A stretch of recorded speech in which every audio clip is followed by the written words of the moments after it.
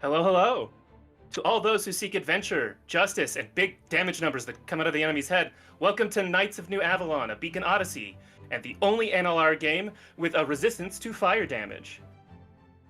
Before we do anything else, Before we do anything else, let me introduce my amazing players and beacons. And we will be starting with, let's go with Essie. Introduce yourself and your character. Hi, everybody. I'm Essie, or Aaron Spencer. My pronouns are she, her, sometimes they. And I will be playing Maeve, the Equinox. Lots of shadow magic inspired by all the incredible art that we've been seeing on Twitter of alternate universe adult Jinx in her 20s and 30s, and also Catalyst from Apex Legends. Lots of ferrofluid and voidy shadow eldritch horror stuff. That's me. Now let's go clockwise, so that would be Egg. Cool. Hi, I'm Emily or Eggjan. I'm playing Haze, the Cambion Gravewalker. Sapphire's Glare. Pronouns any all. Perfect. Next would be Chouse. Hey y'all, I'm Chouse. I'm be playing Ajax, or Chappie, you could say. Yeah. I don't know. I'm just Hell of a finding pull. new names. Just robotic gunslinger, Machina, very autism coded, but so am I. So Literally All right. autism coded. You're welcome. All right, moving on to Lucian. We can't keep doing bits. Hey, I'm Lucian. I'm playing Cam, our dwarf lifeweaver. And man, I don't have a bit today. I'm just gonna do some fishing, maybe, hopefully. You never know. Fair. Next, then, is Foxy. Hey gang, it's Young Foxy, aka Big Foxy, also known as your favorite Fox Philly's finest. Happy to reprise my role as Kana Alva, the Ariat Cavalier, our adorable tiny little ball of elf life who loves kicking ass, eating food, and having a good time doing it. And hopefully there might be some more of that happening. Probably less of the acting, we just had a boss fight. Any case, back over to our GM. Wait, other way. Yes. Yeah. Yes, and as Foxy has mentioned, I am the game maestro for this show, and I'm playing literally everyone else in the world. Speaking of the world, when last we saw our beacons, they were in the realm the Cobalt Sands. They had discovered some sort of sabotage to the realm crystal that holds the realm together inside the chaos of the Aether Sea, and discovered that the mage who was in charge of maintaining the crystal and the barrier around it to protect it, Fennec the Wise, had actually been replaced at some point with a Aetherling who could talk and plan and pretend to still be the same person, which, as far as any of them are aware, completely unheard of.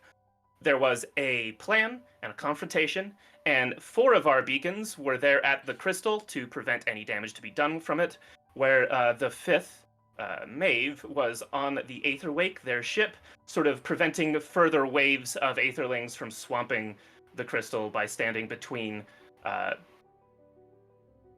crystal and the dungeon that had attached itself to the side of the realm, which is sort of where I'd like to start. Let me change some music. So, Maeve, you have sat on top of the Aetherwake and have been blasting waves of unstable dragonlings and clockwork windbolts and all the creatures from the first combat that we saw in the dungeon pouring out. You have stood next to the captain and the captain's sister, way in the back with their sniper rifle, sort of helping you try and stem this tide. And now, as it is sort of falling away, you on your crystal phone, and the captain as well, have gotten an alert from one of the people at the town, who said that basically saying that it seems like Fennec is almost down, and the captain decides, all right, looks like this is falling behind. There's not a lot coming out. I think we can let my sister handle the rest. We need to go and help them finish this off, and you need to join the other beacons in fixing this.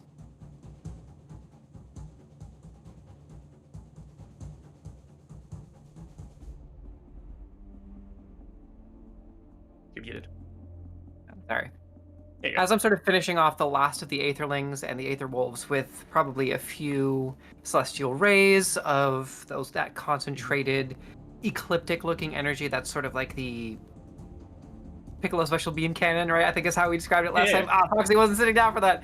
The sort of Dark Sun Special Beam Cannon with the picking off some of the Aetherlings here and there, kind of wrapping up on the deck. She'll probably channel up one last Exo Bomb just to kind of sweep it forward like a rolling ball of doom, to sweep them all up. And it's sort of like a new way of channeling her spells that's going to tie into the level up that is ending. So the Exo Bomb is going to have this sort of eclipse look to it rather than a fireball of just pure sunlight. It's just going to be like wreathed in shadow, and you're going to see that coronal on the other side that's sort of like a dark purple with the occasional flickers of light orange just roll across the deck and sort of Katamari Damacy style, like gather up all the last remaining bits of the Aetherlings and just like sort of slide off of the deck of the Aetherwing.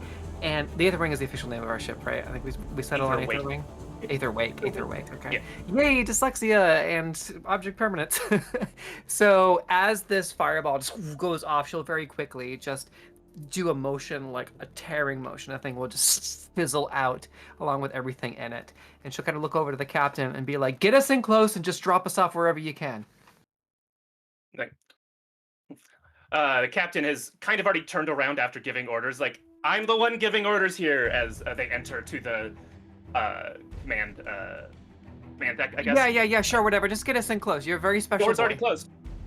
Door's already closed. The ship is starting to take off, and it's as it lifts up and then comes around the town, you can see the devastation that happened around this crystal, that everything that was set up for the fair has been swept aside. The pagoda that usually covers it is pretty much gone. The crystal is exposed, and Fennec is standing right on top of it with Kana, our good boy, and Hayes, our good boy, both sort of in combat with him and the other two, Ajax, and I keep on having to do this. I almost had everyone's name. Lost. Cam? Yes. With Ajax and Cam sort of handling several of these large wolfy creatures, and you have a chance to sort of drop in on these wolves and sort of finish them off. What's the vibe? How do you do that? As the ship gets close enough that you could probably do what you'd like. You have so much range, dear lord. Okay. Yeah, she'll probably use her new spell then, and will, as the ship, like, is it sort of like a high action, like ship coming in sideways, like on a tilt, and we're kind of hanging off the side. Okay, so she will sort of be hanging onto the ropes as the Aetherwake just zooms in, and like the wind kicks up all the dust and everything, and I think she will sort of reach up to the sky, which will darken the area around her and everybody sort of on the ground just for a second, and just sort of move this energy that is this aether energy that is gathering around her, and in a position where all of the remaining aetherlings are, a sort of circle, like have y'all ever seen like 3D? Have y'all ever seen like cleaning of coins from like a laser, and the sound it makes, like the like, okay, so that's gonna, like, as she's sort of summoning this energy, like flickers of light from the sun that sort of like grayed out a little bit will just sort of like flicker down, and we'll trace that circle into the ground along the last bits of the remaining wolves there. And a line will sort of split right down the center of this AoE, and on one half there is that sort of ecliptic coronal image of that sort of like the shadow flame of the corona during an eclipse, and the other half is sort of that ferrofluid void magic that will just trace and just sear up at the same time, which is the third and final. It's listed as the signature spell of the Equinox. And I lost my position here. Hold on.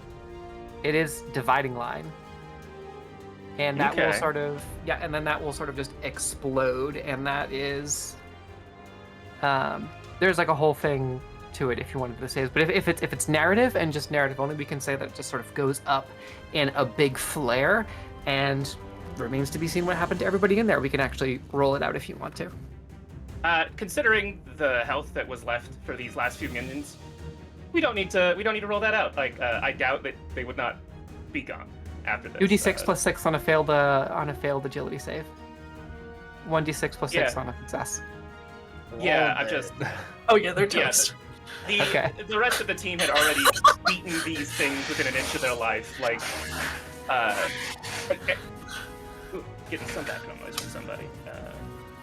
Anyways, before we hand it off to the other players, Maeve, I would like to know, you didn't get to touch the realm crystal yet, but I think in this moment where everything's very, I don't know, sensitive, fragile, you feel a bit of the realm, just an echo, and it is built of, I don't know, chaos seems like the wrong word. It's not the same as the Aether Wilds, but it is a wild, elemental place, very primal.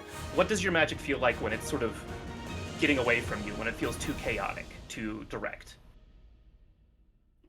When it starts to get out of control, the ferrofluid sort of, I guess, around her, for like ferrofluid will start seeping up from the ground and bubbling, and that aura around her will get very wispy, and there will be sort of like otherworldly screams from inside, like creatures, not like anything human. But it's only a these moment. other world, and it's just, I think, probably a few flickers of something hard to describe, like shapes of tentacled creatures and mouths with too many teeth, just trying to but they're just like shadows, kind of like these, almost like ghosts that try to like sort of tear through the veil. Yeah, and so that's to you, the feelings you have when that happens are the feeling that this world a little bit is. But that's only a moment as you are finishing them off. For the rest of you that are down there, you have Fennec the Foolish now, this echo of him, pretty much on the ropes. So how or who finishes him off? I feel like Ajax, in the middle of raising another rifle, to finish off one of the wolves that they were previously focused on. Upon seeing that it just gets zapped away, will almost like pivot on their heels and take aim at Fennec instead. Yeah. And the moment that you do, it's a good thing you do, Fennec sort of screeches, or at least this ghost that was him. The world ripples again and pushes Cam and sorry, not Cam. Pushes the other two away that were like right in his group. Yeah. And so there is this moment of space, and you sort of angle this to not hit the crystal. And what's it look like to finish this guy off? I'd be led to believe that they would be using their lunar cannon, just because it's a big heavy hitter,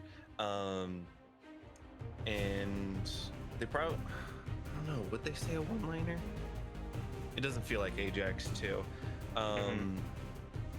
but they would just make sure everything's in the clear and just pull the trigger.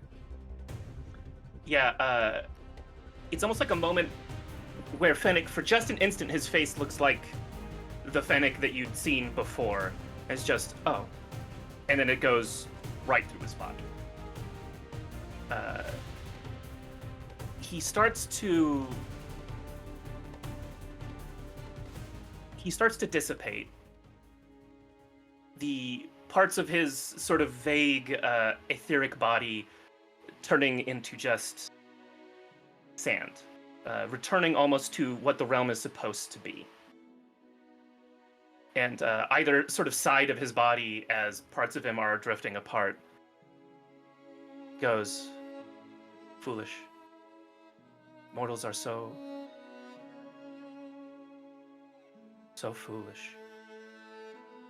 Repeating mostly just what he's been saying this whole fight, as he is, again, an echo. of what he was. And he is gone. There are no more Aetherlings. There's no more threats here. You hear in the distance maybe a bit of gunfire as Abla keeps a few of the remaining Aetherlings back.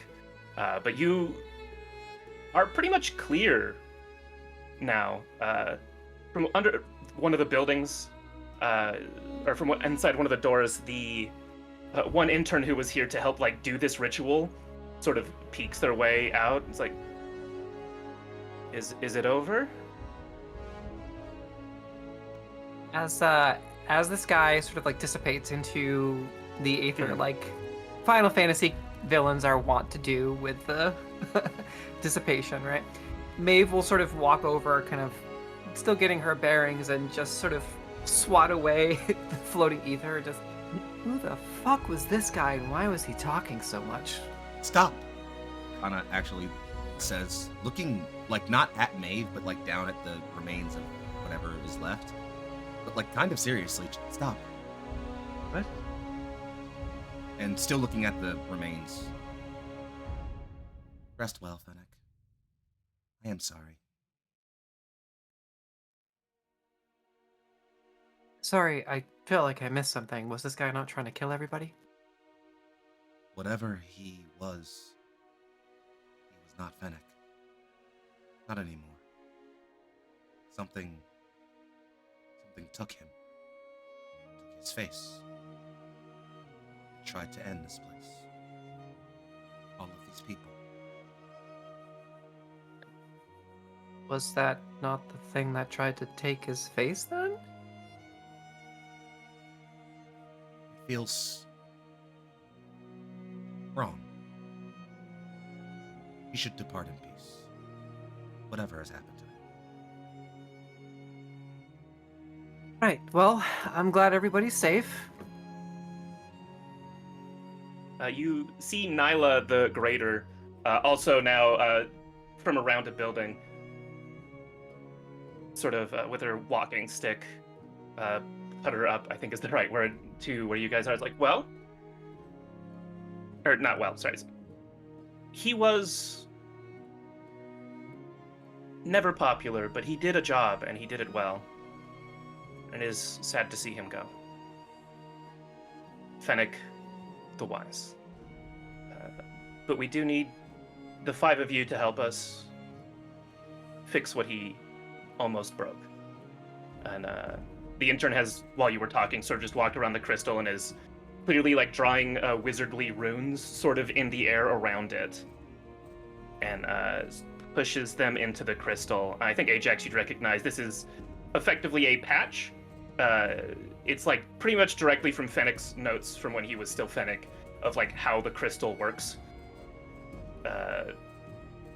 And you know that the ritual doesn't really complete until someone with enough oomph, enough mana, pushes that into the crystal, and you were given the opportunity before and the sort of honor of doing that. And Nyla the Greater says, please, you still deserve the honor. You have saved us many times over.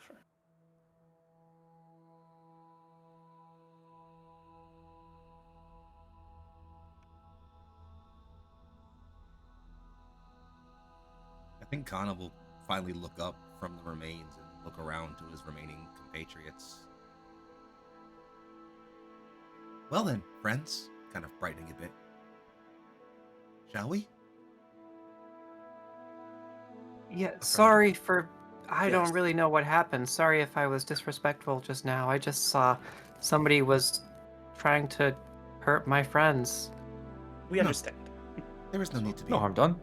Sorry if I was disrespectful in any way.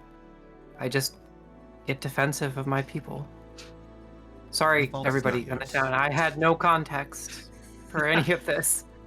There's The like fault is 3 not people yours. here. Most of them have been teleported away during the fight, it turns out, but So I'm sorry, I didn't hear the last thing that Kana said. The fault is not yours. This is simply saddening. And she'll like just kind of like step away, like from the pile of residuum, and just right. Well, glad you're okay, at least. As I It's am. very rare. Thank you. There were Aetherlings on the Aether Wake. We took care of them. I'm not used to having conflict where your enemy is not the worst person imaginable. So this is all kind of new to me. The feeling of respect for an enemy or something like that. Usually the people trying to kill us are the worst kind of fascists, so please allow me a little bit of grace as I kind of acclimate to your world, I suppose. This is a new concept for me, in a lot of ways. Just kind of keeps looking down at the residuum and just... Sorry again. I'm glad you're Yeah, okay. I think this. Uh, oh, sorry. Well, I was gonna say, I think Hayes will pipe up and say he was the protector of this world, of its crystal. Oh. But who will take on that responsibility now that he has passed, Nyla? Well, I think right now, you guys are like. I think this conversation is happening as you're collecting around the crystal, and this one intern is sort of fixing this up. Nyla says, "We have a few other members of our community that are learning realm magic at the Magi Academy in New Avalon, but I don't know that any of them are ready. We should be able to requisition, I guess, a temporary mage while they learn their craft. I'm sure they will not be as begrudgingly loved as Fennec was, since they won't really live here, but we will do fine. And Here's that You'll is be in also good when hands. the... Oh, sorry, you go. Oh, you'll be in good hands with students from New Avalon. I'm sure. This is also when the captain, Captain Zane, sort of has landed the ship and walks over. It's like, yeah, I won't let them send someone who doesn't know their craft, trust me. And yeah, you are all positioned around the crystal now, and the intern says, all right, done. If you guys could. And yeah, you all, I assume, place your hands on the crystal. And Clear. four of you already felt like what the realm feels like, and now more fully, Maeve, you do feel that the realm feels chaotic and untamed. But as you start this process of sort of almost resetting the realm, you feel something under that. And so your magic is interpreting it the best way that your magic can. It's like it's sort of crystallizing, the same process that turns sand into glass, that under a crucible of heat and pressure and an artistic hand becomes something beautiful, something precise. What does that feel like for each of you? And you can sort of just sort of popcorn that, or I'll call on you like a teacher. For Hayes, I think it feels like the waves of their magic are solidifying into ripples like an agate. It looks like there should be movement, but it is frozen into stillness. Perfect. I think that's the right length too. We don't want to get too long into this bit. Who else? I think for Kana, it feels the way it does when you quench a blade, taking that extreme radiant heat and energy and dousing it, having it just smothered in that cold, quiet stability. Okay. For Cam, have you ever seen what oil does to the waves on a lake? It's a lot like that. You see the waves sort of, from the center point, they start to get smaller and smaller until it is perfectly still across the entire surface. Okay. I think For Maeve... Ajax- Oh, go ahead. Sorry, Ajax. Ajax first. For Ajax, it's probably sort of like how you have just points in a three-dimensional model, and just over time the lines are connected, and it more or less becomes like just abstract points and becomes a full model of just an object. Okay. And more realized. Okay, can dig it. And then Maeve? Maeve, as she's like resetting the crystal and her hand is touching it, you can just see her kind of just start to openly weep as she feels the sensation of this natural calm for the first time in her life, of sort of just an open field covered in grass and hills that is just quiet. Just an open field of grass and a cool breeze without towering skyscrapers or the constant threat of death or capture. And she'll just start to weep, standing still, not even realizing it. She'll just occasionally twitch a few times, and you'll just see the tears, and eventually she'll just not even realize what's happening. And yeah, and you all feel intimately the sort of limits of this realm, this small pocket realm where the edges are. You can feel the dungeon, the ruin that had attached to the side, sort of drift off in a way. And I do think Hayes is the only one still that is intimately familiar with what Aetherlings feel like in this way, and you would know for sure there are no more left here. But I think all of you are starting to sort of recognize a little bit that feeling, and will probably more in the future. You feel like one or two that were maybe at the edge, literally being sort of dissipated outwards, and that's how the realm is saved, and the end of this quest.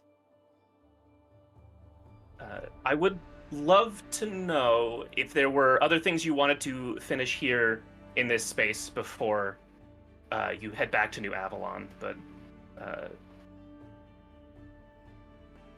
If you don't mind me having a little bit of a selfish moment, how yeah, how much water do these guys have? Like, is water like a problem in terms of having a source of, you know?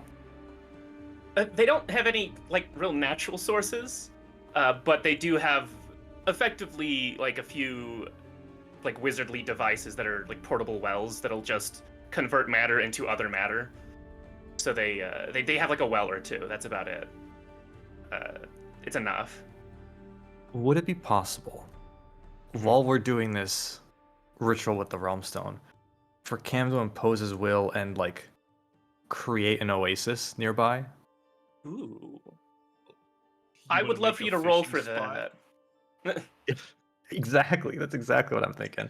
I would love okay. a roll for that. I'm not sure which of your skills. Surely one of them applies. I think can I apply a skill and my title? I think evoking your title is brilliant here, yeah.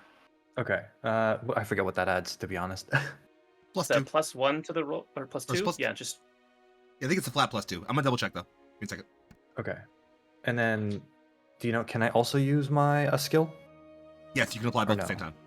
Oh, cool. In that case, I will be applying one with the world, my skill, and then I will also be applying the solitary angler, thinking of water, thinking of like, it'll be a source of, drinkable water for them, but also, if somebody wants to learn how to fish here, maybe they'll be able to now. Yeah. How does 19 sound? That is a hit. That's after the +2 and everything? Yes. Alright. Yeah, so that definitely succeeds. We're just gonna roll with this on a regular thing. There's not gonna be as specific. You definitely accomplished this. It's not exactly what you imagined. It's maybe a bit smaller. It's quite deep.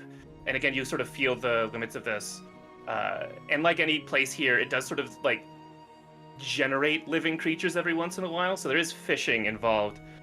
I think the part that you maybe didn't expect is it's like a rocky outcropping just north-ish from where the town is. and there is like naturally forming glass sort of crystals in the shape of I don't know what's like the I'd imagine Cam was imagining palm trees around. Yeah, some kind of tree that would, very tall tree, very large flat leaves at the top, perfect for providing shade for anybody standing nearby. Yeah, it's not really shade, but it's not like concentrating the light. It creates this sparkling, multicolored pattern as these sort of crystallized trees sort of exist around it. Yeah, you succeed. 19's pretty good. Now Cam wasn't trying to hide him doing this from anybody else in the group, but I'm curious, like, does everybody else notice Cam do this? They can all feel the realm as you do, since you're all doing this at the same time. So yeah, it is very clear to them who did this almost immediately as you do it. Yeah, Cam will take his hands off the crystal. There's a little sparkle in his eye. He goes, now this is a much better place. Maeve was always fascinated by Cam's fishing and was like really intrigued by that. So she probably would have been like just kind of getting closer to try and out of curiosity to try to figure out what they were doing. Cam doesn't have his phone on him probably, since I think you gave it to Abla. No, yeah, I gave it to Abla. So I think they. Oh well, the captain is there. The captain's sort of crystal phone vibrates, and there's a pretty cheery tune, and they pick it up and flinch a little. It's like, to Cam, this is for you. Oh, how? Okay, Cam will take it. Hello, who's this? You don't even have a chance to say that before Caden Kilnmaker is. We were standing right next to that pool, you dumb fishing man. Don't tell me it's not you. None of the other ones would do this. Oh, I mean, I knew you were safe. None of us know how to swim. Yeah, I knew nobody would fall in. I put it far enough away. You hear small in the background, one of the children. I can swim. It's like that's. I think that's sort of like the singer for that scene is.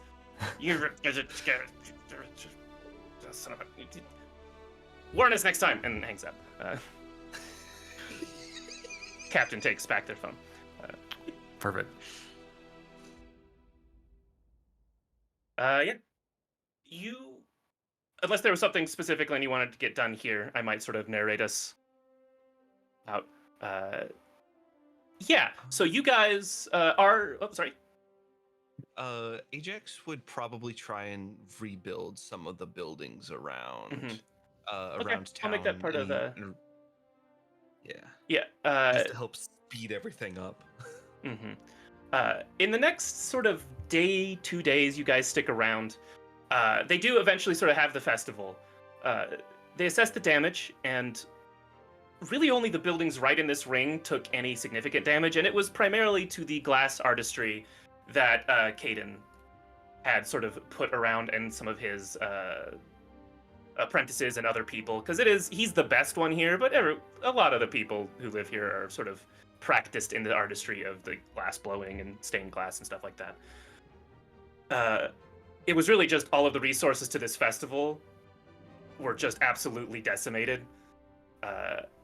And the festival is still very happy. They're still very much celebrating. There are a few people who do seem a little more subdued because someone that, they've grown up with their whole life was not who they thought he was, or he was replaced, or that is sad to them. I think specifically Abla and Caden, sort of like the leaders of this town who probably spent a lot of time with Fennec, as grumpy and off-putting as he was. But they still are deeply grateful for what you guys have done, and they're very grateful, Ajax, for you sort of helping rebuild, sort of especially assessing if there's any structural damage. I think is probably where Ajax would be the most useful of, the building looks fine, but will it stay up? Like, is there's maybe some shit to the foundation? There's not much there. This really was just meant to sort of push away the pagoda itself, and I think that's where Ajax probably does a lot of work. Does it look like it did originally, or does it look more like the one that's around your own realm's sort of realm crystal? It'd probably be a mix of both.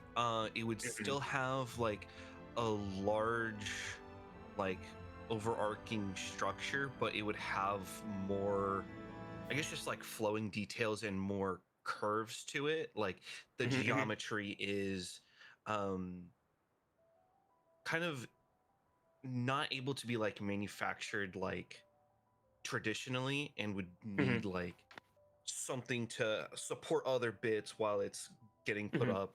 But I mean, with realm magic, it kind of just Yeah, and Caden is sort of helping you with this. I think there's a lot of like glass, this like magically reinforced glass involved. So you and him probably butt heads a little bit in like the craft of this, but you know, it's much more geometrical and less I don't know, natural looking than what he normally does. yeah. I like to think of a montage as this was happening. Maeve would have offered to Mhm. just like watch the kids and entertain Oh, the yeah. kids.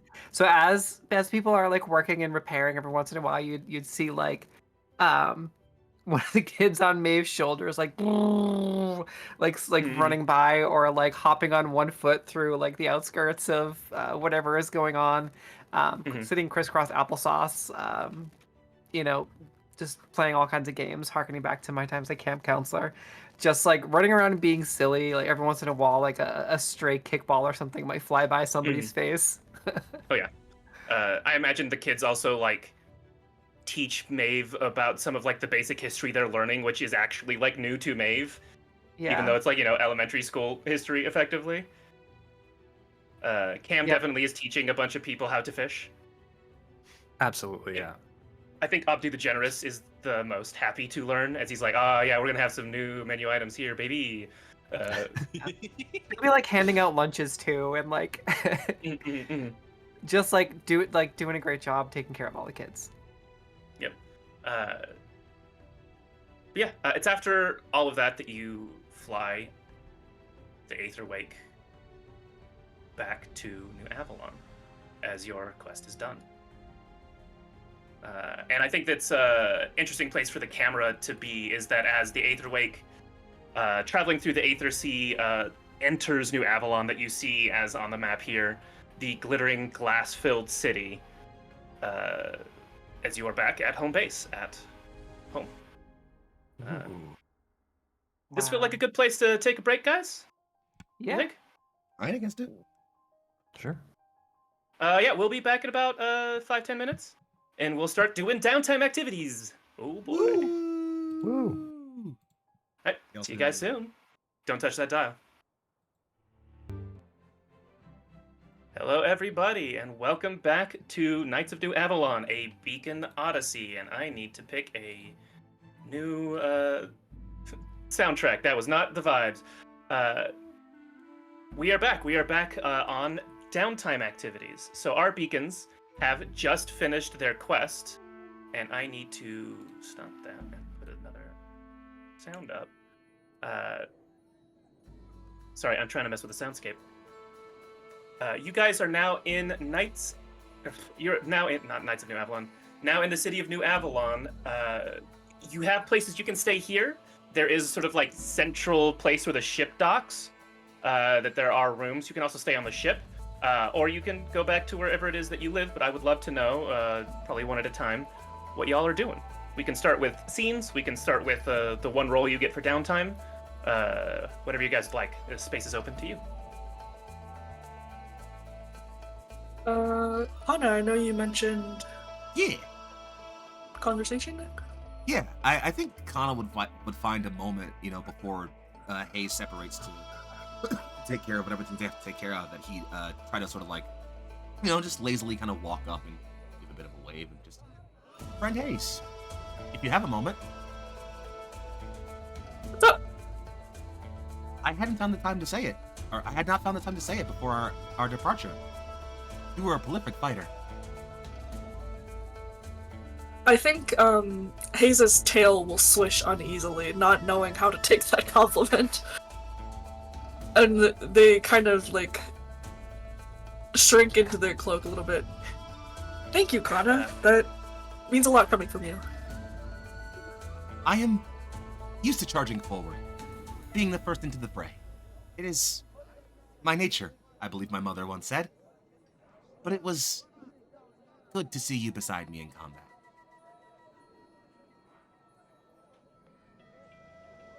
You're easy to fight alongside.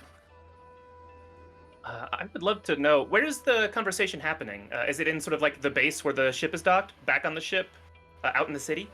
Probably like either on like the dock of the ship, I imagine, because Kana isn't going to go too far from the ship unless he like urgently needs to. He's probably staying there, honestly, as far as sleeping goes. Yeah, I imagine on the dock. Yeah, dock sounds fine. Yeah. And so the dock is sort of on the far eastern side of the city. You can see the college way in the distance and the large, like the massive Coliseum arena behind you with the sun. And yeah, you can hear just the rest of the city around, and the sort of floating crystal platforms that go down every street pretty often are, at least they're just below the level you're at if you're on the dock of this airship dock. And there are other people around, so there are people just not paying attention to you, passing by, loading things, unloading things, etc. Kana kind of gives a bit of a like light turn of the head, and just, you are a very kind friend. I am not certain what we will face in the future, but it will be good to do so together. Hayes kind of anxiously pushes up their glasses, like, I will do my best to continue protecting our team. If you continue as you have so far, I have little doubt. If you're ever looking to train that strong arm of yours, however, you know where to find me.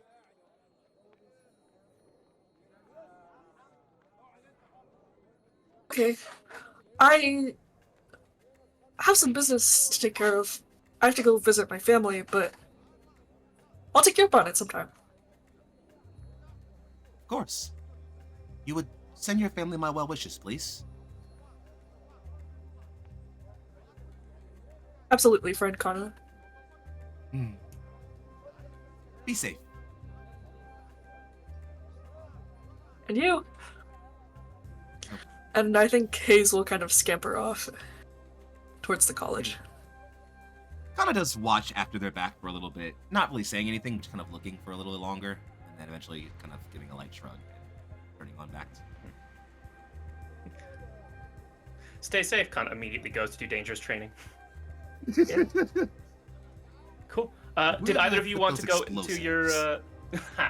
if you want to immediately go into sort of the role you're going to do, since I think at least Kana has decided, or Foxy's decided for Kana, or does someone else want to do a scene like that first? I'll happily do my role if people need time to figure things out.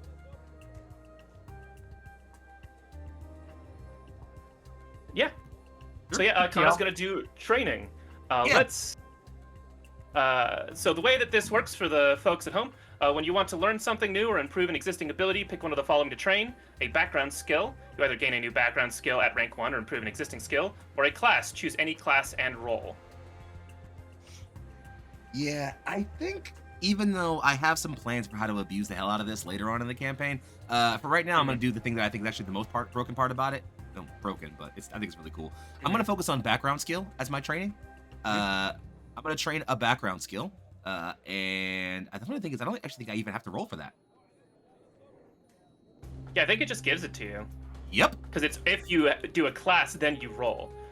So yeah, what's the skill? Let's set a scene. I think it's honestly pretty straightforward. I think it's like kind of walking back onto the deck of the ship for a while and like pulling from a side rack somewhere his wooden shinai, the same one we saw him with in episode 1, and he kind of bounces on the balls of his feet for a little moment, takes some light, slow breaths, closes his eyes, and begins to spin that shinai slowly. And I think there's like various images, kind of silhouettes of other Sunborn, some a bit taller than him, obviously. Kana is short even for a Sunborn. And he's mostly just like constantly dancing through a lot of those same meditations and stances he's practiced. But where before we just kind of saw him moving slowly through these katas, this is more just like rapidly jumping and as almost like kind of mock battling these sort of silhouetted figures for a while, just sort of slashing and training and dancing for a while and moving through different techniques. And I think the camera will kind of focus on moments where Kana like shifts his grip on his like weapon somewhat to kind of emulate trying different weapons of different sizes and kind of moving through different techniques. But eventually he'll just kind of like make a wide spin two-handed to the Shinai over his head and then make a large swipe. And in his mind, all of those silhouettes kind of just ghost away. And with his eyes still closed, kind of just processes that feeling of, I guess the lack of the best word could just be isolation. That feeling of realizing like, oh yes, I am the only Sunborn around here. And it's not something he dwells on usually. And I think he feels it distinctly in this moment. And then kind of just long, slow breath, opens his eyes and puts the Shinai back over his back. As I will increase my Student of the Sun technique to rank 3. Yeah, and if I may, I think you could almost see a montage of him doing this like every day for a few days, in different light, different weather, and then one point where he's redoing this, and as he gets that like calm moment again, the captain is watching. Captain Zane is sort of standing in the doorway that goes to the your guys' quarters and then the command deck, and just, you are very impressive and very dedicated to your training. Kind of turns around and just, a long journey, regardless of how far, takes a single step. Regardless of how many times one must repeat it, it's only ever a single step. You know, we could set up training dummies, targets, anything like that if you wanted to enhance it, or is this just the way that you were taught to train? This is fine. I would break them too fast. Oh, I'm sure we can get the interns working on it. You are kind, Captain, and I thank you. I believe I am fine. Training is something I have, well, it's all I believe I have done. I still have so many things to learn. Our last quest taught me that. But there is a solace I find in it. A belief that I still have room to improve. Places to grow into.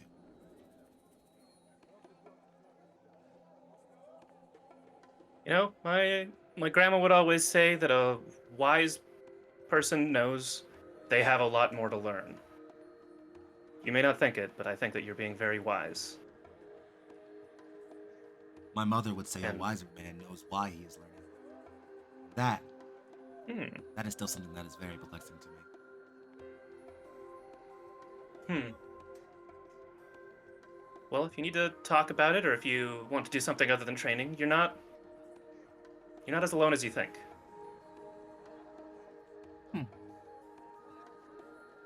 You're always welcome to have something to eat in the galley with us, or maybe we'll show you around New Avalon if you want to find a great place to eat or a fun place to train. Heck, maybe I can even get you into the Coliseum to train with some of the knights if you really want to. I'm certain?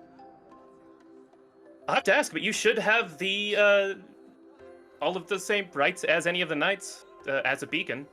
You guys are in sort of a weird legal place, but I could probably bring you as a +1. That would be a solstice festival for a stubborn child.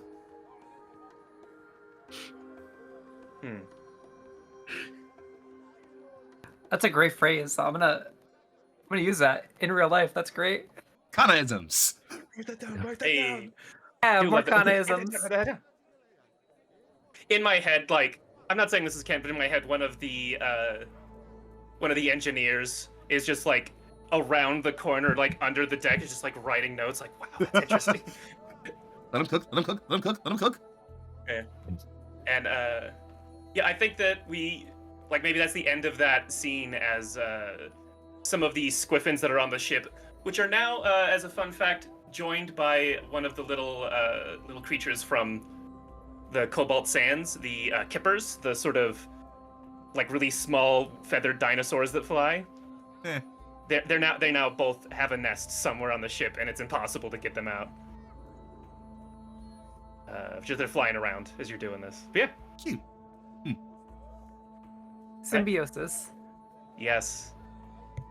They're probably having some small turf war about like whatever they can get from nearby tourists and food places. I hate my brain so fucking much.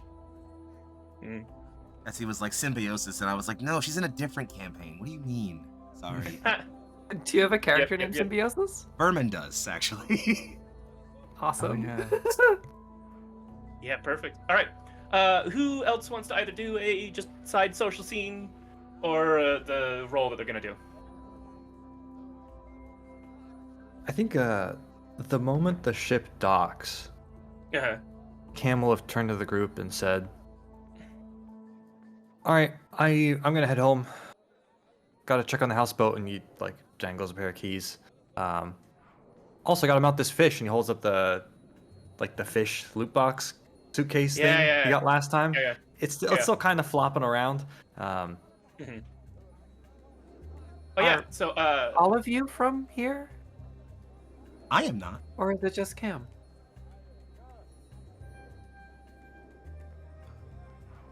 Just Cam? Just Maybe me. It's just Cam. Would okay, you but okay. show side me note- around?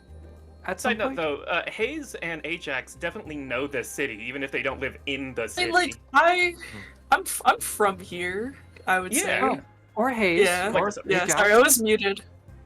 Could someone show me around? I don't really know where anything is, and since I've been here, they sort of kept me in a cell and then popped me right on the Aetherwake. I wouldn't mind. It's been, and Cam like glances at his watch for really no reason. There's no like month or year or anything on it. But he goes, I haven't really lived in the city for probably at least 20 years. One of the perks of having a house on a boat. That makes sense. So, who's the most familiar with the city, or who thinks they're the most familiar with the city?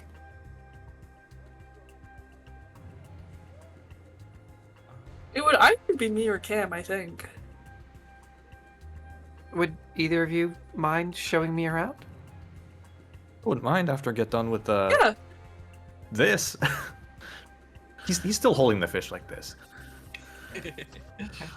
I think Hayes being the fucking dork type is probably planning to head towards like the Tate, remind me what it's called. The Magi Academy? Yeah, Magi Academy. It's the name of the Magi Academy? the college. Yeah. Although before you go, since we're sort of sitting in this right as you landed scene, I kind of forgot to mention the rest of the loot boxes. Cam has the weird fish suitcase that he fished up.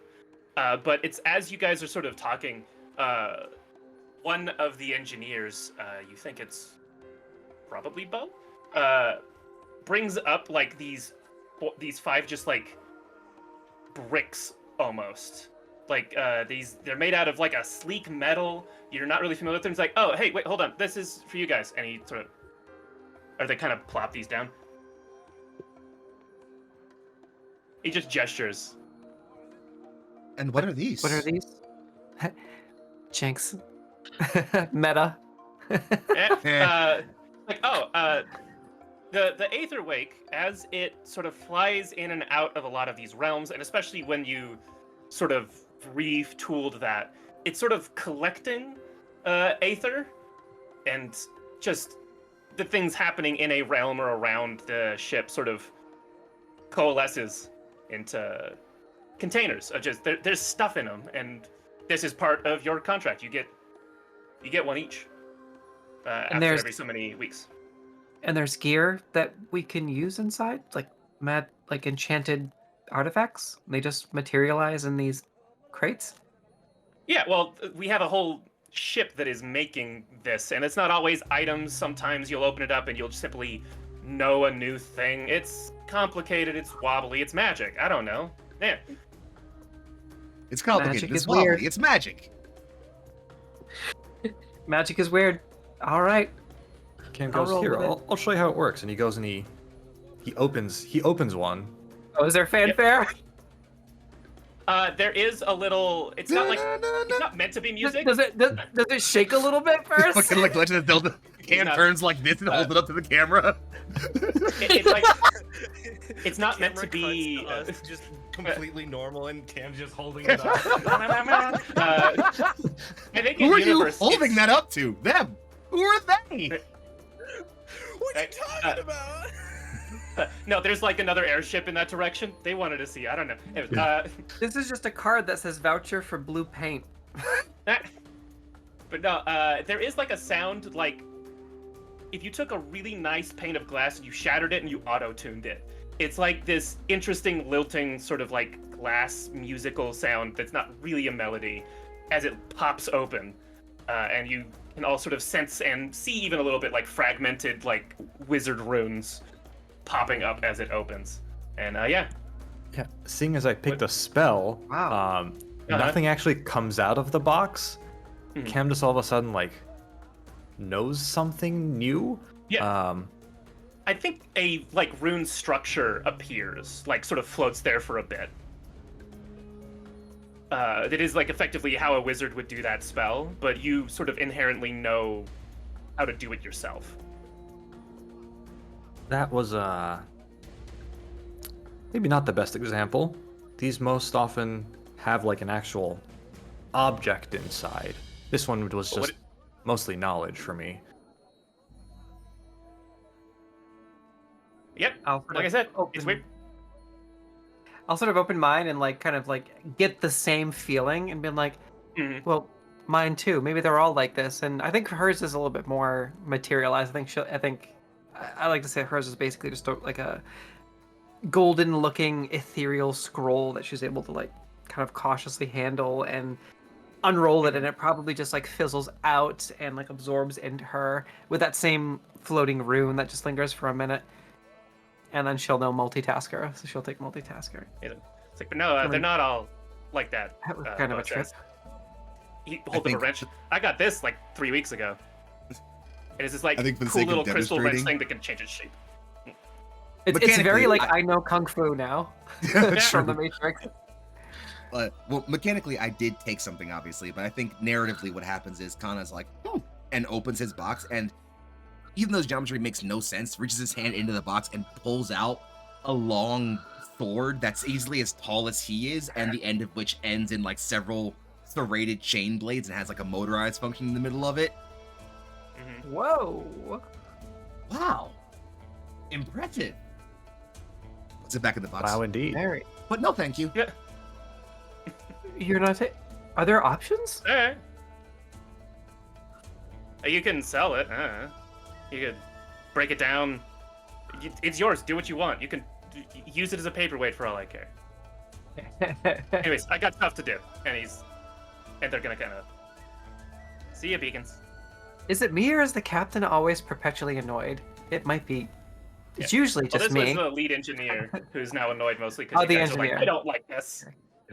See, Well, now the funny engineers thing are is, annoyed with us. the answer to that Oh, and question or narratively Eddie's- is yes, actually. It is, in fact, specifically you that's causing that. But Yeah.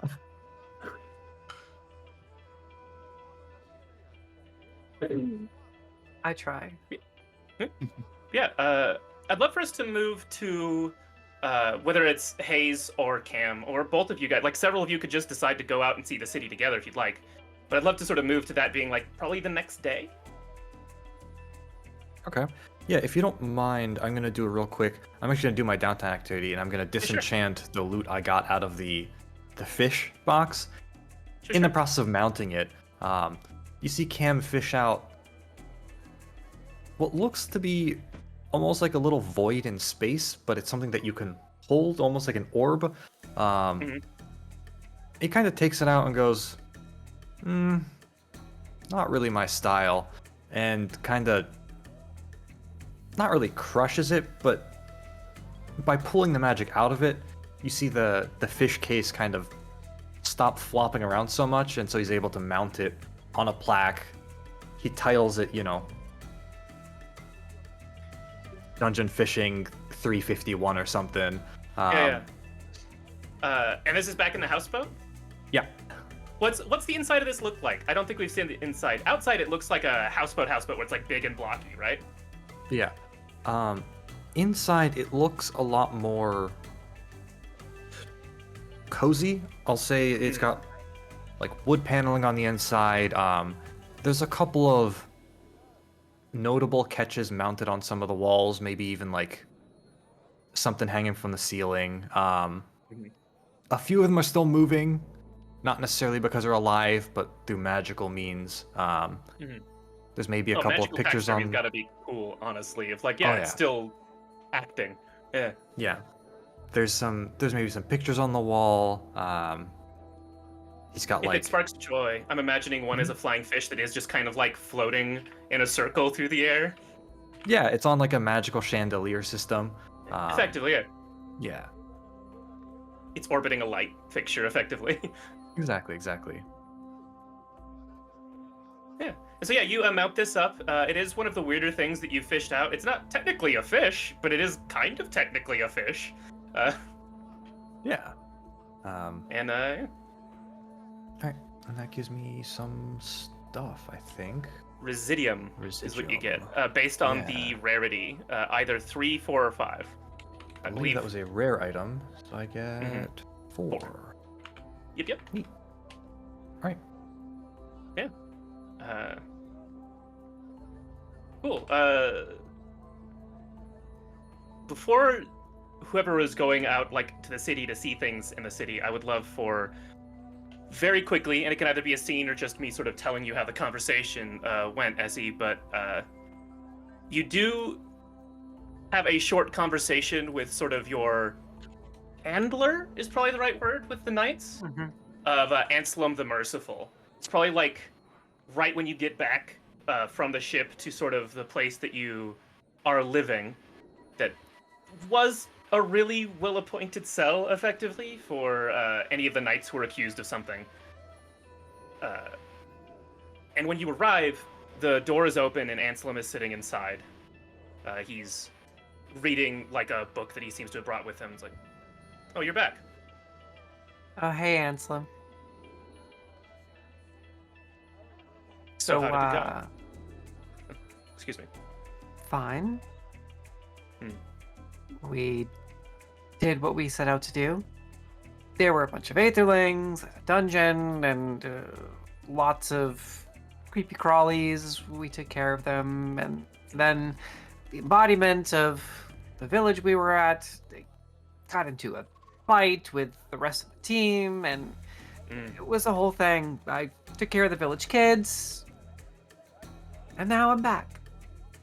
Should I lock myself in? That's actually what I'm here to talk to you about. I already did get a report on what happened.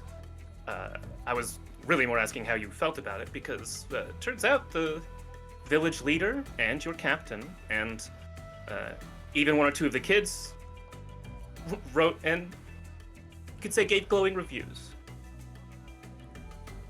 I've sent them to the round table, and I've argued your case. You are no longer required to stay here. Oh. She'll just kind of like hop back and forth over the threshold a few times. Okay. So You are... where do I go? Well, you are still on probation.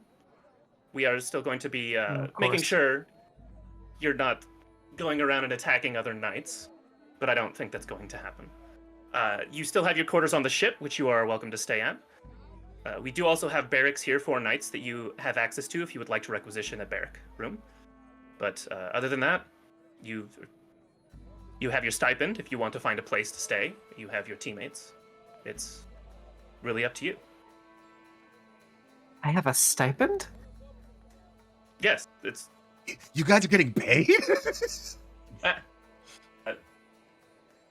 That's how we get. I know you didn't really have a menu, but that's what's been paying for the food and any of the books and things you've asked for, which you just really haven't taken advantage of.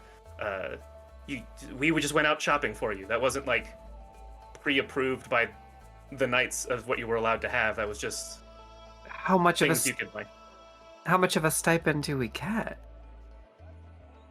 I'd call it comfortable. Really, most of the knights get the same stipend. I technically get the same stipend. The rest of what I have is from a family business and owning one of the shipping yards and things like that. So Is there like a cheap loft with a library? Or a cheap loft with a bed and a few books somewhere? I don't know. Who do I talk to about that? do you not? We have. Have you checked out the interspell communications? The interspell. You can look up Who do anything what now? Oh, on your phone. The interspell. That's their word for internet. oh, this thing, and she'll hold up the, like, this thing. Here, I think that for the night you should stay in your quarters on the boat,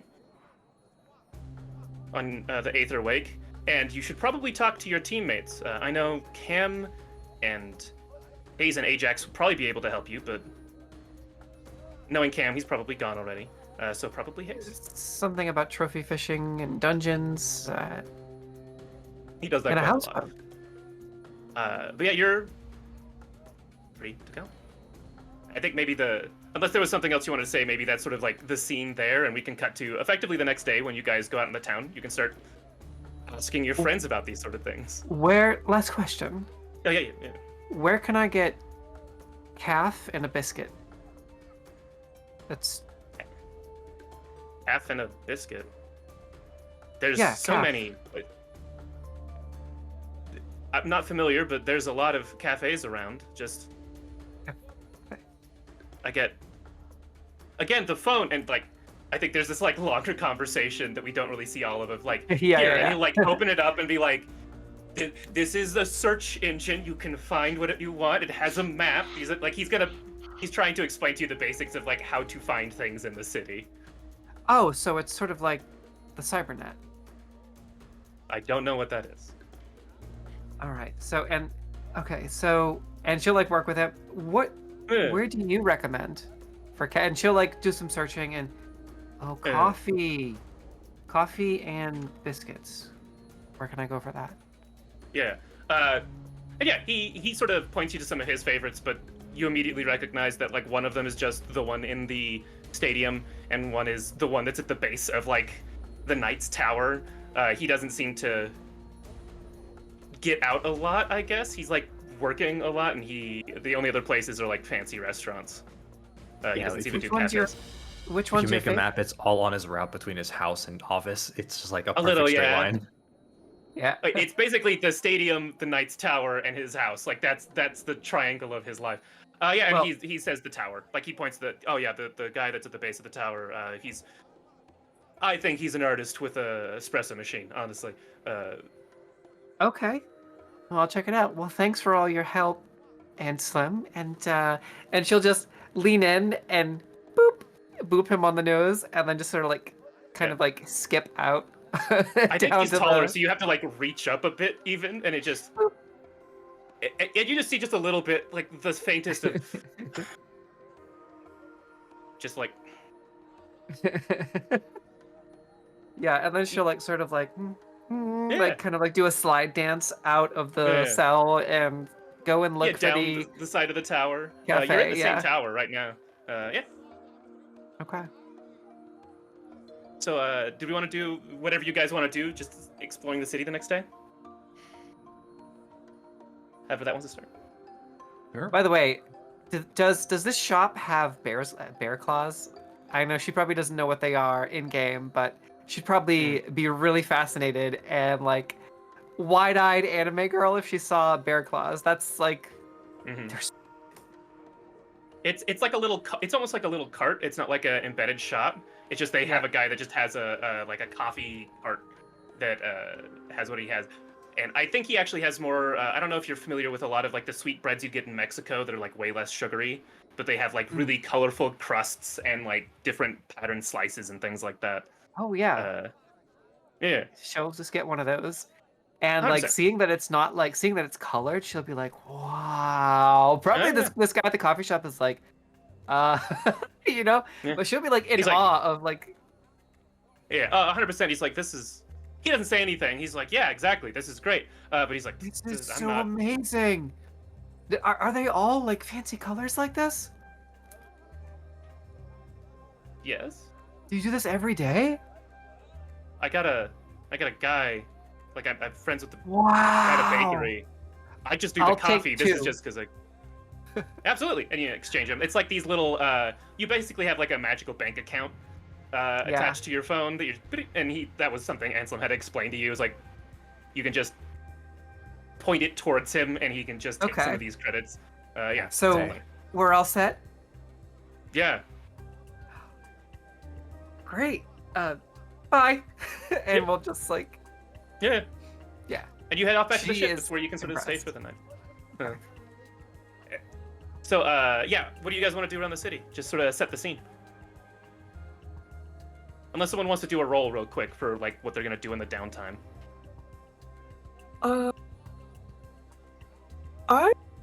I do know what I want to do for my downtime roll, but it doesn't have to be right now. Whatever order you guys want to do. pending? I'm here to facilitate whatever you I guys want also to do know first. what I Curious want to what do for my Ajax is roll, up but it to. doesn't have to be now either. Yeah. Yeah, same. Personally. Well, Actually, by the way, yeah, what page is downtime on again? Sorry. It's 20 140. something. 20. 26 or 27. 27. Way off. All right, thank you. But yeah, Ajax, maybe. What does Ajax do? Not like the main role that you're gonna be spending the next 2 weeks on, but where does Ajax go when he's done with the mission? Does he go back home? Most likely.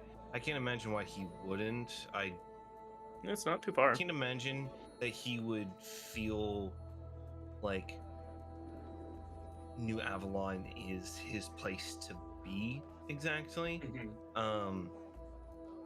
It's just the place he sees it more of like as a place of work. Yeah, and that's just fair. like when you're done working, you go home. Yeah. Rather than like, oh, this is a place where I live. So he probably travels back to his home realm quite a lot. And yeah, I think there's a pretty consistent shuttle that goes back and forth because most of the Reborn from the Reborn Hamlet, the realm you're from, do work in New Avalon. You probably know several of the other Reborn and various other people who go back and forth that are on this like little shuttle. I'm imagining almost like pill-shaped that just sort of hovers through this tunnel, effectively through the aether. Yeah. Yeah. I kind of. I feel like he would have talked with Hayes a little bit about just like if they, just checking up on them and seeing where they were, what they were about to do, like if they were heading back home to their family. Hayes was, or if they were needing anything in town or anything like that. But And we can say you guys coordinated with that. We can play loosey goosey if you want to like join in seeing the city or something else later.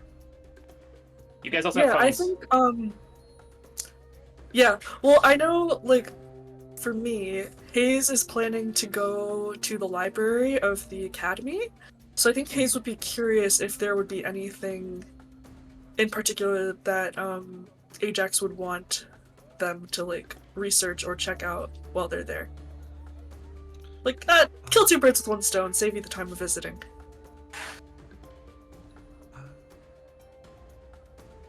I have stumbled into a bit of a rabbit hole regarding realm magic, and the fluidity that one can express through the utilization of different techniques.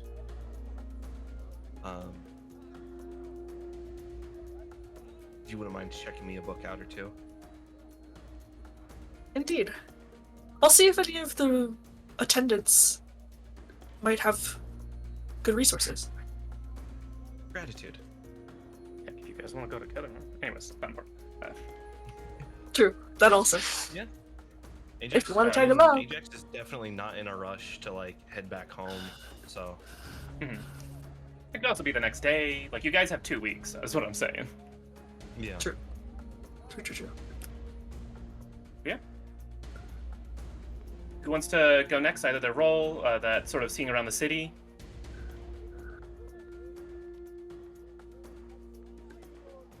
So I think it might make sense to do what I was going to do last, because after being shown around the city, Maeve was going to take a breather and just go off on her own after like a quick tour.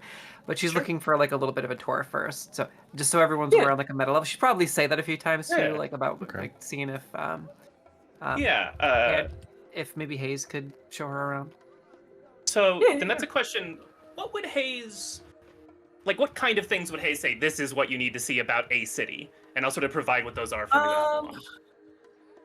So I think Hayes' experience of the city is definitely skewed towards the academy because of her family members, like, who work there.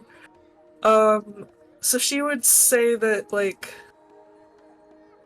I imagine there's probably like an entry hall to one of the colleges that's like super ornate. Mhm, That like mhm. that's the place in the college that you have to go see. Yeah. That's like the site to see.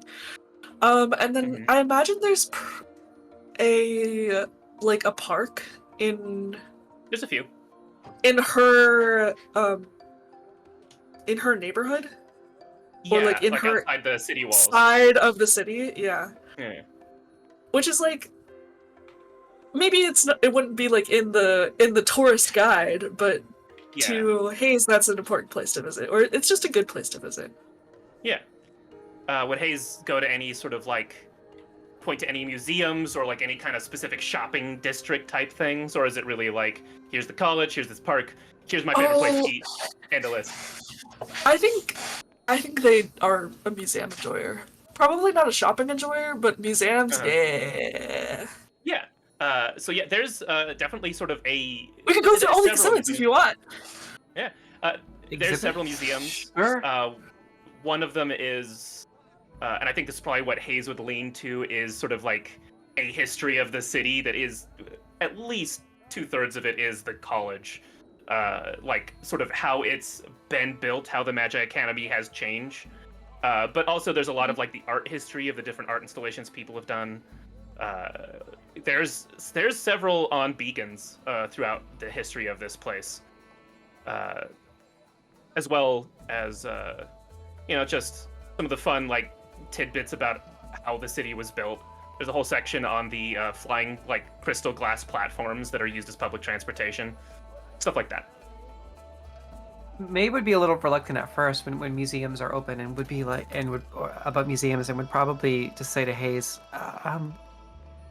I know this is like a totally different world, but what exactly is in this museum? Well, there's lots of different exhibits. Mostly about the history of New Avalon. About beacons, about magic, about the functions of this realm. Not trophies or spoils of those that they've conquered and Yeah, no, killed. we don't really do much conquering. Maybe of Yeah, like wait, some the of field the- of knowledge. Yeah, Not- arguably some of the exhibits of like things that high professors have created based off of other people's realm magic is a trophy-ish of like, haha, I've perfected Yeah. their magic in a way they haven't. The deans are quite arrogant that way, but that's Competitive. probably the closest to like conquering they do. They're much more diplomatic and arrogant than violent. Yeah, what museums where I come from are just remnants and trophies of people that I would call my kin. They put them up on display as an example. Jewelry, fillings. That's terrible. Banners. That's not what it is here. It's, like you said, educational stuff? It's more educational. It's I think Okay. kind of like a... It's not like school, it's more fun than that, but it's kind of like you get to walk through and see all these like important parts of our history. I like to imagine Okay. this conversation's happening as you're sort of getting into the museum. And I think the thing that would most surprise Maeve is that there are exhibits about some of the like failures and corruptions of past deans, and like they did this, it hurt people, they were removed from office. Where Maeve is from, I don't know if y'all have seen Altered Carbon, but there's it's a moment where Takeshi Kovacs goes into the museum, and there's like study tours there, but it's all just like the tattered remains of banners and jewelry and firearms from the envoys that he like the resistance, and there's a whole wing of the museum that's all like it's devoted to like the terror of the envoys, and like that's what it's like where she comes from. So Yeah. she's I don't know if y'all have seen that show or gotten to that episode, but that's kind of what she was expecting, and she's like really confused, pleasantly surprised to see that it's like what we would all think of as like a museum. Well, kind of. Yeah. Yeah, I mean, this is much better than I'll what I'm refrain used to. from I'm holding my tongue a lot right now, but you know we'll get political later. yeah. Science museum, history museum. Yeah. This is somewhere in between, and I mean, to be honest, there is still definitely a lot of, again, like, we've perfected this form of magic, Yeah. and over like the places, the smaller realms that it was from is probably like the very equivalent to real world museums. British Museum is, I think, the one that's all on the tip of our tongues about Yeah. a bad example. Oh, not of just the museum. British ones. I'll be honest. And many but others, yeah. Yes. Many others like that. I think you guys passed an Yeah, exhibit about the $50. Interspell network. Yep. And like the dean who made this I think, especially looking into it, Maeve would probably pick up on this most as someone who's like used to propaganda effectively, and like picking Yeah, it apart yeah. of like, you look at the details, like no, that dean who is the one who is centered in this exhibit didn't actually design it. It was people under him. He was just the dean who like said, yes, let's do this thing. I approve this project. Yeah. And it's much smaller details and much smaller like images or busts of the people who do those things that are like, no, that's who actually did it. Right. I think that's as like dark as it gets for Maeve, considering. I think she's still a little weirded out, but the fact that it's mostly sort of like science, she'll be like kind of pleasantly surprised at seeing all of like the exhibits on technology and development. It's just like, oh, if every museum was like this would be a lot more pleasant. And like she's like really like getting curious. She'll probably put her forehead to the glass on some of like the technology or like the crystal stuff. And probably if there's like one of those I forget what they're called, the lightning orbs you can touch and like it makes your hair stand Yeah, there's a up. magical equivalent of that. Yeah. Kind of a She'll Tesla probably coil, be playing effectively. with that. Fascinated sure. by that. Just keep touching it. I love science museums for how interactive they are. Yeah. Yeah. Let me play with the big toys. There's also a gift Yep. shop. There's definitely a gift shop. And a cafe, Crickets. which will have, I think this would be the cafe that has bear claws, or like an equivalent. Yeah, she'll just immediately Much like, sweeter glazed donut type stuff. And she'll make a beeline and book it over to the cafe and like just kind of like put her hands on the glass, probably freak out whoever's working there. And it's like, just be excuse me, I have to clean that. Please don't fingers on the glass. she'll probably just cut in line too and be like, "What? One bear claw, please." You I can't imagine Hayes miss is 5 other like- people first. Please. Back Quickly up. trying to catch up, like their Oh, like robes are like flying behind them as they're like there's They'll there's a line. touch your shoulder. Oh, direct you sorry. Just getting dirty looks on the way back. Yeah, there's She'll get real close to there's like two. some of the people in line, be like, "I'm not from here," with crazy eyes. The person who was right in front of line was this two women and their probably their child, at least a child with them, who are like, yeah, that's all they can say to I'm not from. He's like, yeah. She'll like look at As the they, kid. as they get like sandwiches. The kid is just fascinated, like, huh. Adults sometimes break the rules too. The kid's more sympathetic, Yeah, so yeah. I think the kid is also excited. Yeah. Yeah, She'll wait in line for a bear claw. Understandable. It's exciting. yeah. You And have a she'll fun time. also be at like the, bouncing. You have a fun time at the museum, I think. Yeah. Yeah.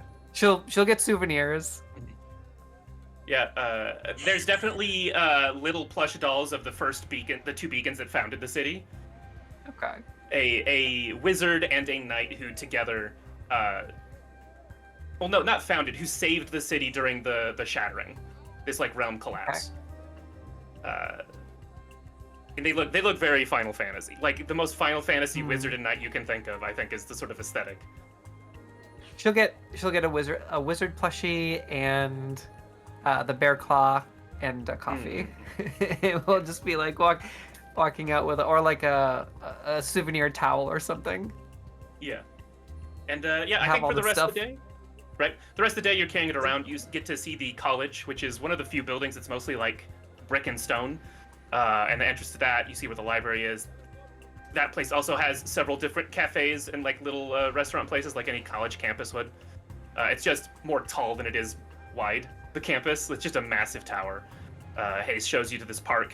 I think you sort of pass by one or two shopping places. You get a sense for basically what the shape of the city this day. Just good. Yeah. All right. Hey, thanks for showing me around, Maeve. I really appreciate it. She takes another big. Do you want some of the bear claw? In my head, this is a Oh, second bear okay. claw that you got from the college. Yeah. I do imagine, because you mentioned that Maeve would have bought the wizard plushie. I think Yeah. that Hayes, despite having been to this museum many times and Mhm. been to this gift shop many times as well, will feel bad that we did not buy a knight plushie and thus buy one. They're a pair, you know. You can't separate them. Now, They'll be lonely. I want to yeah, find great. this. One for you, one for me. We can Yeah. have one in each of our rooms. That's great. I want to find this, but you guys can. I wonder how many historical fictions are written about these two. And they were I- roommates. I just. Because this is a story of a wizard holding the realm together for like days while a knight goes on a quest to get crystals to make the first realm crystal here. It is probably something deeply like dramatic. Historians and would say they were romantic best all the time. friends. Yeah. Yeah. I'm not gonna. You guys can define any of those details, but that is sort of like the basics. 100%. I mean, Okay. me personally, I'm definitely the kind of person to take my plushies and go, now kiss! Yeah. They should both be queer women. I'm down. It's I fine. ain't against it. So, I lost my train of thought. Yeah, no, she's very much just kind of just like there is this childlike wonder about the calmness of the city and being able to go to a science museum and go to two different bakeries and get both a coffee and an iced coffee. Like, absolutely just fascinated by all of this. Yeah. And she'll also say, you know, knights, this type of, you know, authority figure represents something really negative where I come from, but Anselin's an okay guy, I guess. If they're all like No. Anselin. Hayes knows who Anselm is. Would Hayes know Anselm? I don't think think that so, you right? would vaguely recognize the name. You Well, haven't know met of him? him. Yeah, you'd know of him. Well, Yeah. he's a part of like the round table, effectively. Like he's just one of the Okay. like I think 10 members. So you'd know his name of Yeah. Anselin the Merciful. As she takes the last bite of the bear claw, if you kind of make any type of face about trying to figure out who that is, she'll be like, "Oh, where's my jailer?" Imagine Hayes is like mid sip and like sputters. Oh, when I first got here, Not I didn't prepared know. for that. I didn't know what was going on. I kind of kicked the shit out of two of these knights. Went set off one of my magic spells, and of course I got arrested. I thought they were gonna put me on trial, hang me, whatever, but they didn't, and they put me in a really nice room, and I was very confused. Just take a sip of the iced coffee. Yeah. So But everything you've said that adds up. I've never actually met Anselm. Good to He's an hear he okay is as guy. versatile as they say. I'm definitely not used to this type of everything.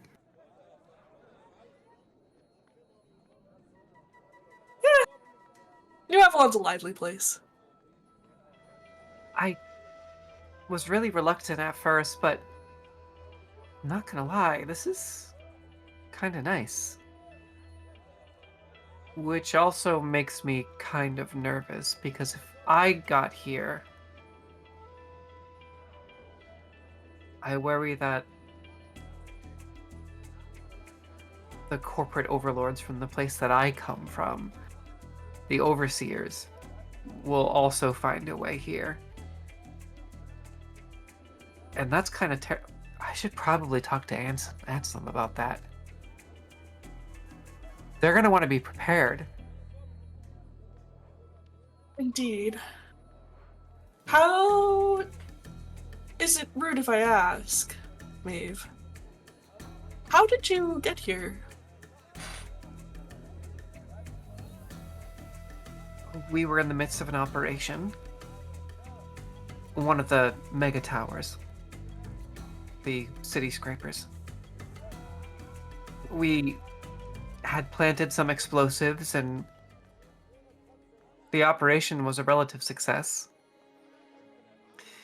Most of the building was destroyed. It didn't topple the way we thought it might, but we were able to eliminate some of the corporate offices for some real horrible people. Some people that are responsible for the litigating deaths of thousands. Bureaucrats. There were a few high-profile targets up there too. I think we got them. We got all of our people out. There's only them left in the building. We set off the explosives, and they came after us like they always do.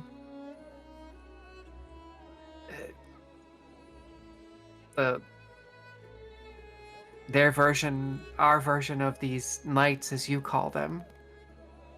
You just call them goons, scum.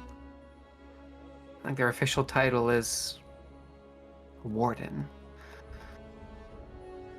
They came after us, and things kind of got out of hand. Turns out they were ready for us. They'd been following us. They wanted to catch us in the act. Pin everything on us with our faces. We went up on all the splash boards all across the city. They had our number. We were able to escape down into one of the sewer tunnels. And my mentor, one of my best friends, we found the portal, and he was able to... I thought he was going to come with me. They were closing in on us, and hell, I was ready to go down fighting. I was ready to die see. for the cause. But he pushed me into this portal, and one of these realm portals, and we had been experimenting with this stuff for a long time and trying to gain access, because that type of travel is only really available to the wealthy. It's highly regulated, and nobody that's not a bootlicker or a billionaire is able to gain access to these types of transit technologies. Even then, they're not widely regulated. They're just a privilege of the rich. But we had gotten our hands on one and didn't know what would happen or how many of us could get through. So, And so you're here. I see. Thane And I'll pushed say, me through the portal, and yeah. I tried to grab his hand, and it closed behind me. I think, If I could just really, I think I will say that this portal effectively like made a passageway, and you effectively had to run as it collapsed behind you for probably a really long time, or like you had to keep moving. Probably used your magic to try and like keep a bubble around you as it collapsed around and behind you, or hold it open. But yeah, you don't know how long it was. I think it would be difficult to keep track of time in the Aether Wild in a narrow portal and a narrow pathway between these places. So on foot, who knows how long? You can kind of decide that, but I don't think you would really know even. I'm sure it was not a comfortable journey. yeah. I think, Hayes will extend their hand over the table where they've been eating, as like a gesture of like companionship. It must be hard to have been sent here alone. Yeah, it was raining when I got here. Probably just past midnight. In some dark alley. At first, wherever I was, in the darkness and the rain, it didn't feel too dissimilar to what I'm used to, so I just figured it was more of the same. I was covered in soot, explosive residue from the explosion. When you blow up a building, there's dust clouds, and it's kind of a nightmare, but I see. when I've never blown up a building myself, but I can imagine. well, there's a lot of logistics. You don't want to make sure you're getting any of your own people caught in the crossfire. So it's strange times. You have to get the timing right. You have to get the preparation perfect. We're not fighting our own people. We're fighting against the necromancers that are our corporate overlords. Everything's so different. The technology where we're from in ways seems so much more advanced, but so much less civilized, if that makes sense. Those at the bottom have nothing. Neither do those in between. And as a fact, there is no in between, really. Most of us are at the bottom. I see. I imagine you must want to return home to your mentor? Pain. There would be... I don't know how much I could do by myself. The portal we had ripped open was very close to our hideout, our headquarters. And if they had us marked, I'm dreading to think about what would happen to the rest of the headquarters. Sorry. Sinuses. Yeah. Yeah. I think Hayes will like rise from their chair and like pat you on the shoulder and say, well, perhaps it's a blessing that you've ended up here. Perhaps we can return to your realm and bring peace. The only way you're going to It bring is peace our to my job as realm is... beacons. That's a nice dream. But I fear the only way you would bring peace to my realm is with an army that I don't know if New Avalon has the ability to muster. The necromancers Yeah. control all the tech, all the weapons, all the armor,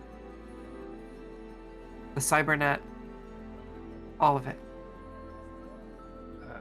Yeah. I imagine that's I a good place to fade out. Yeah, I think that it's this sort of conversation of the contrast between the two.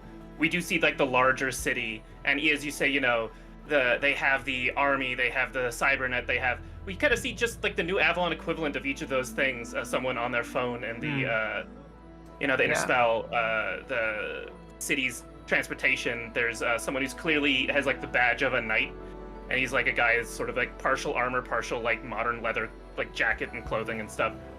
Of maybe it's not so ridiculous to think that they can stand up, but I think that that's a good place to move on to someone else's scene really quick. I think Ajax still has to roll, and then you two still have to roll. I'd love to see Ajax. How would Ajax make a new thing? Like, what does his workshop look like? Does he do this on the ship? Where's he at? Because you said you were going to make a new device or a tool based on this magic that you're doing. Yeah, I imagine their workshop has just so many drawers that can all like move and be rearranged. They're all on like little caster wheels, and the actual like walls of it all are in like the dry erase like board material. So like if he needs to, he can just, I can just move this cabinet over here and just move these machines over here and just sprawl on the walls for like all of the equations and all of that. Yeah, I imagine he has some like spell structure notes like already on one wall as he enters. In my head, the scene is we see the reborn hamlet, which is like very green and like an open sort of field in between trees. It's not a very large realm. And we zoom in on this like workshop that probably is built more like a garage. And then it's probably not that dissimilar actually from Fennec's workshop, where it's like workshop on the bottom, living quarters up top. Mm-hmm. But yeah, I imagine start that, rearranging like, stuff and notes and things. Yeah. Yeah. With especially with like the workshop almost kind of extends a little bit to the living quarters, and it's kind of like encroached a little bit. Yeah, so it's like a loft, like maybe even an adjustable loft. At once it covered like a whole second story, but you've just been like moving that to the side more and more. A big ladder so you can take notes really high. Absolutely. Exactly. Almost like the library ladder that kind of just goes up. And Ajax will begin. I imagine like as he's walking in, they like the walls are already clean, like it is almost just spotless. And they immediately start like clearing out some space on the wall and begin like listing out like constraints, things need to be the things that it needs to do, recreating the diagram in the books that you saw, stuff like that. Cool. And is initially starting off with like a list of like what it needs to do, how it needs to do it, and then size constraints. And cool. There will be like 2 notes for that, like first iteration and then second iteration of just get it working and then miniaturize. So I think this is a good time to go to the downtime roll. So make something seems appropriate. When you want to make something special, answer the following questions and roll. 1, what does it do? 2, why is it special? And 3, what is it made of? So what does it do? That one's going to, in effect, it will allow Ajax to hold objects without having to like physically reach out and grab them. Or if like something is like just out of his reach, he can still grab it and pull it towards him. It's like a anti-grav almost grappling hook type thing. There's just not a roll. You're just making a space that can reach out, pick something up, and bring it to you, and then also Yeah. nullify that's weight. It seems like. Yeah, being able to I guess it would also play into why it is special, rather than the New Avalon tech of just like fighting against the forces that are acting on it. It just creates a bubble of realm space around it where the effects. There is no gravity. like the- Yeah. Yeah, there's no gravity. It is within this space, and being able to manipulate that space to manipulate the object within it. Yeah. What is it made of?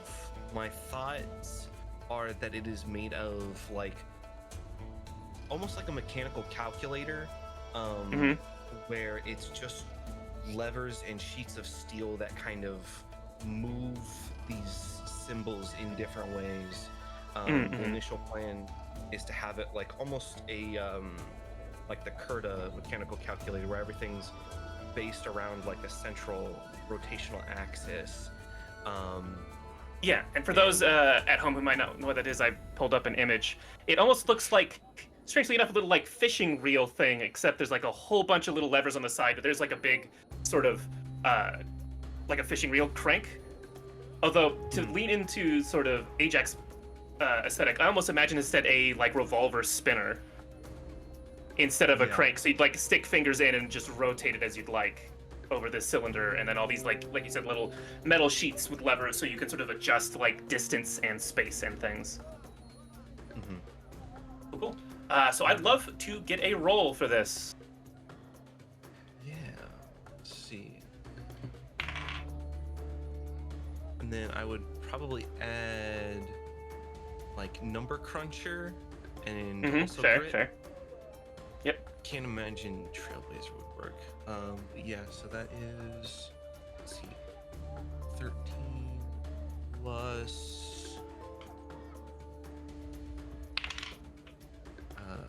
3, that's 16, plus the 1 is 17. 17. All right. Oh yeah, that is a hit. The object is more complicated than you expected. I will pick one complication. I think this is more interesting if you need help from someone. And so I'd love to ask one of the two players we haven't heard from a minute, especially Cam or Kana. Sorry, I just keep blanking. Either of you, I think, have magic that is unique and kind of related to realms. High magic is very like so permanent and so absolute. I think it would almost lean into this. Where Cam, because your magic is so unique, you're so familiar with realm travel. I think either of you could be an interesting person to have to help, even though you don't have technical expertise. Cam, you want it? I'd be happy to leave it to you. I mean, I'm also happy to leave it to you. Here, I actually want this scene to be all three of you then instead, because I think this is interesting if you guys have that debate here. So, Ajax, you understand as you're making this that there is just a gap between what creating a realm by this diagram means and how you understand realm creation with like Wizardry of New Avalon.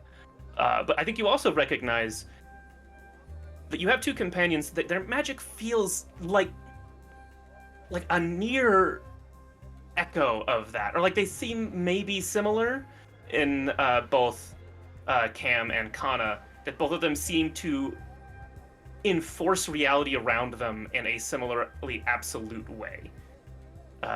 One being more flexible and one not.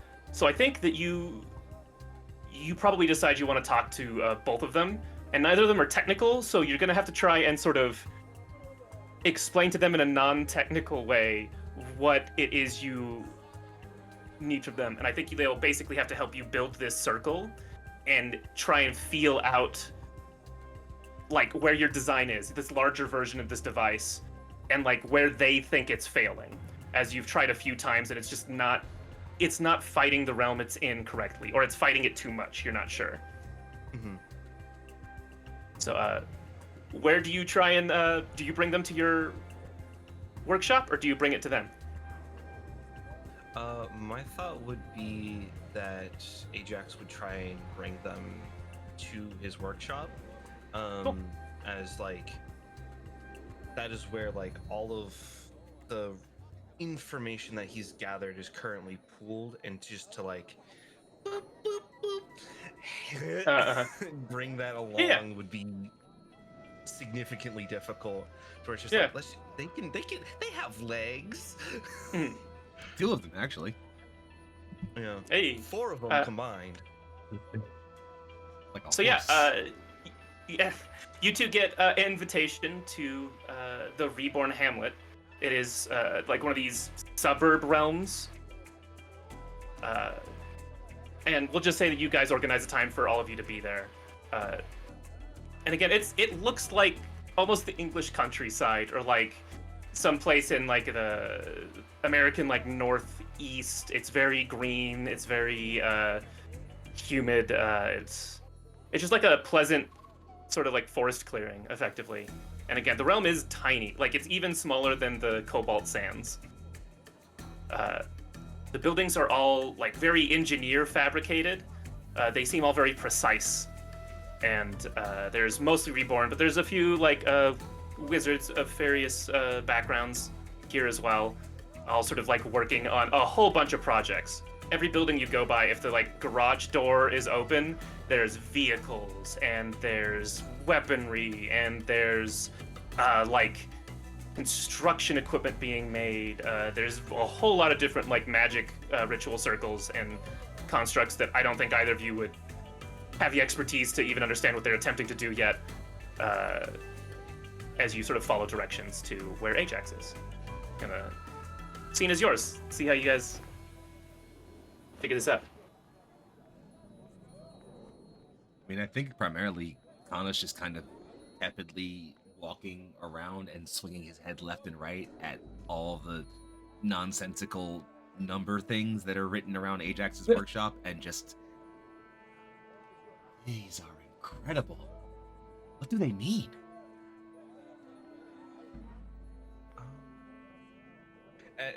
Ajax would absolutely just start like describing like each of the variables, and just like this is defined like this one here Realm is integrity, radius. This is trying to define we will physics, get but into that without later. gravity, which is a whole thing. Yeah. Kana stares aptly and blinks several times in the description of things, and just, friend Ajax, you've a mind like the appetite of a river rhino.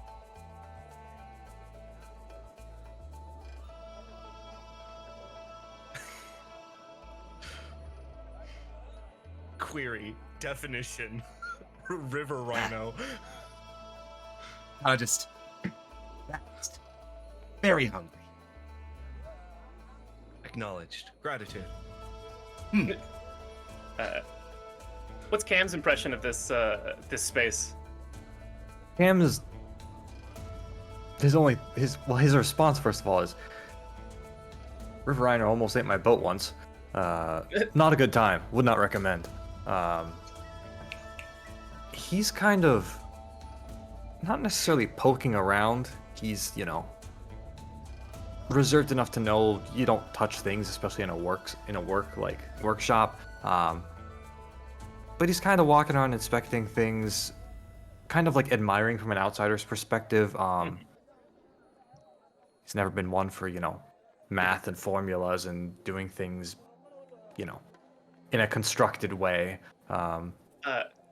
In my head, there's definitely one wall that is like like all of Ajax's guns sort of mounted, and various guns that he's working on is like the one wall that didn't get requisitioned for this project. So it's like, please don't touch that. That will blow up. I imagine that there are like nearly no labels on any of the drawers. So like from an outsider, you have no idea what what a drawer is until you open it. Ajax will see you try to figure out what things are, and is like, please go ahead. I don't label them because it's usually me working in here. and I know where everything is, so Oh, so it's fine. you don't mind if I? And he like points at a drawer at random, Go ahead. and Cam starts opening and closing drawers. I'm mostly just kind of admiring the tools of the trade. Mhm. One is a variety of like different molds and units for making casings for bullets. One is like, oh yeah, that's the devices you use to sort of coalesce an energy core. One's like a bunch of wrenches that you use for like shaping metal, and not even just like wrench is the wrong word, but it's kind of just a general tool word for this because I do not know what I would call a device that can literally like curve metal easily like that. It's everything you can Anvil. imagine. Yeah, but like an anvil sits still. This is just like a device. You're like, I Yeah. can just put this on a sheet and go, whir, and now it's in a circle. Yeah. As Cam's doing Um, this, he kind of absentmindly goes, "So I can't help but notice you only called the 2 older members of the party for this. Is it I am Just quite need young our for help, a was it Quadra, say because thank you our- very much. right in a number of years since?" I see. well, one, Kana, for reference, I am 12 cycles old. And 2, Cam, your two's magic is unique in the ways that I am having troubles in understanding. My initial prototype, and there's kind of like almost like a center work table that's kind of like risen up. It has almost like this briefcase sized template of machinery that just has so many like levers and like overarching like pieces of metal that it's hard to like figure out like what things will move if you don't like know for certain and like have like intimate knowledge of it. But they largely, all these levers operate a almost cylinder and change the rune shapes, and that's the part that the actual realm magic is like getting produced from. Like it affects the final result of the spell.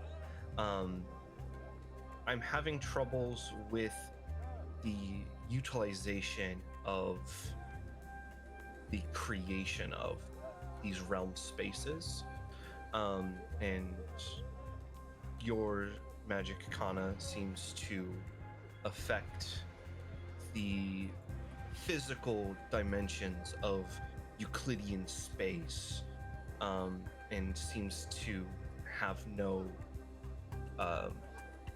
constraint on it. And similarly to yours, Cam, it is this specialization that you two have that I do not.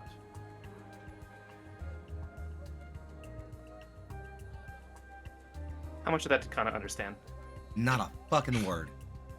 I really wanted to know. Yeah, okay.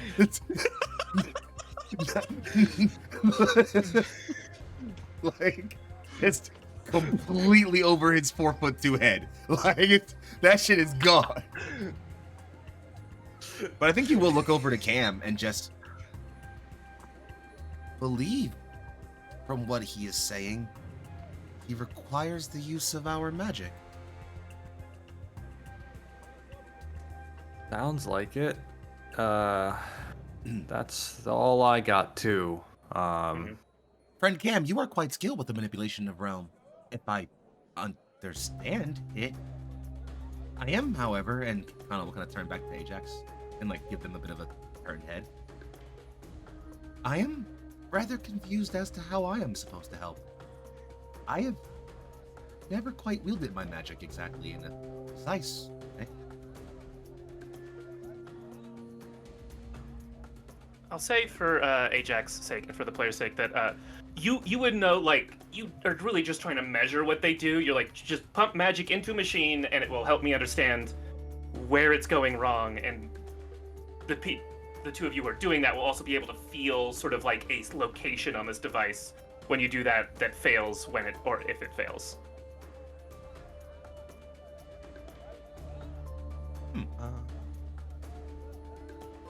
So however Ajax wants to word that, of like, this is the simple version. Let's see. I'd probably say something like, not necessarily requiring the use of your magic. I am requesting aid in understanding your magic, in the ways that it operates both within and against the realm that one would currently be in. I see. Then we must simply channel, yes? Affirmative. And kind of pipes up somewhat. All right then, friend Cam. Are you ready? Sure. Yeah, it sounds simple enough, I guess. Yeah. I mean, you can tell me what, like, the channeling spot looks like. Is it a lever? Is it like a orb that's attached to it? I don't know. It's probably something on the table that's, like, feeding it into it. Yeah. Like almost like a workbench, power supply. Almost. Yeah. But when they do this, you will be able to easily sort of calculate and sort of sense where their magic is running up against your device.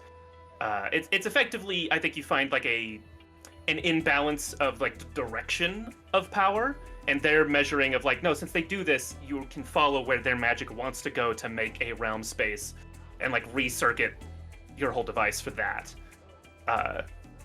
What you will probably, the two of you who are channeling will find interesting is the sensation of doing this feels like what the realm that this magic came from originally felt like. Like you have flashes of a wet, craggy mountaintop, and it does also feel in a similar way absolute the way that, say, where Kana's magic comes from, that realm, which I think, Cam, you've probably been to the Old Isles. You've been all over. Yeah, I and think so, yeah. I mean, yeah, it's so got Isles in the name. Hey, it feels like that in a way, but still distinct in a way that would be difficult to describe with regular human words. It's a signature almost. Yeah, I think that's kind of how that goes. Ajax, you can make this device. You can make a smaller one now. If you remake it, you might have to have their help again. But you don't have to roll anything. If it's okay, I'm sorry. Yeah. I zoned out for a half a second there. That's super my fault. Yeah.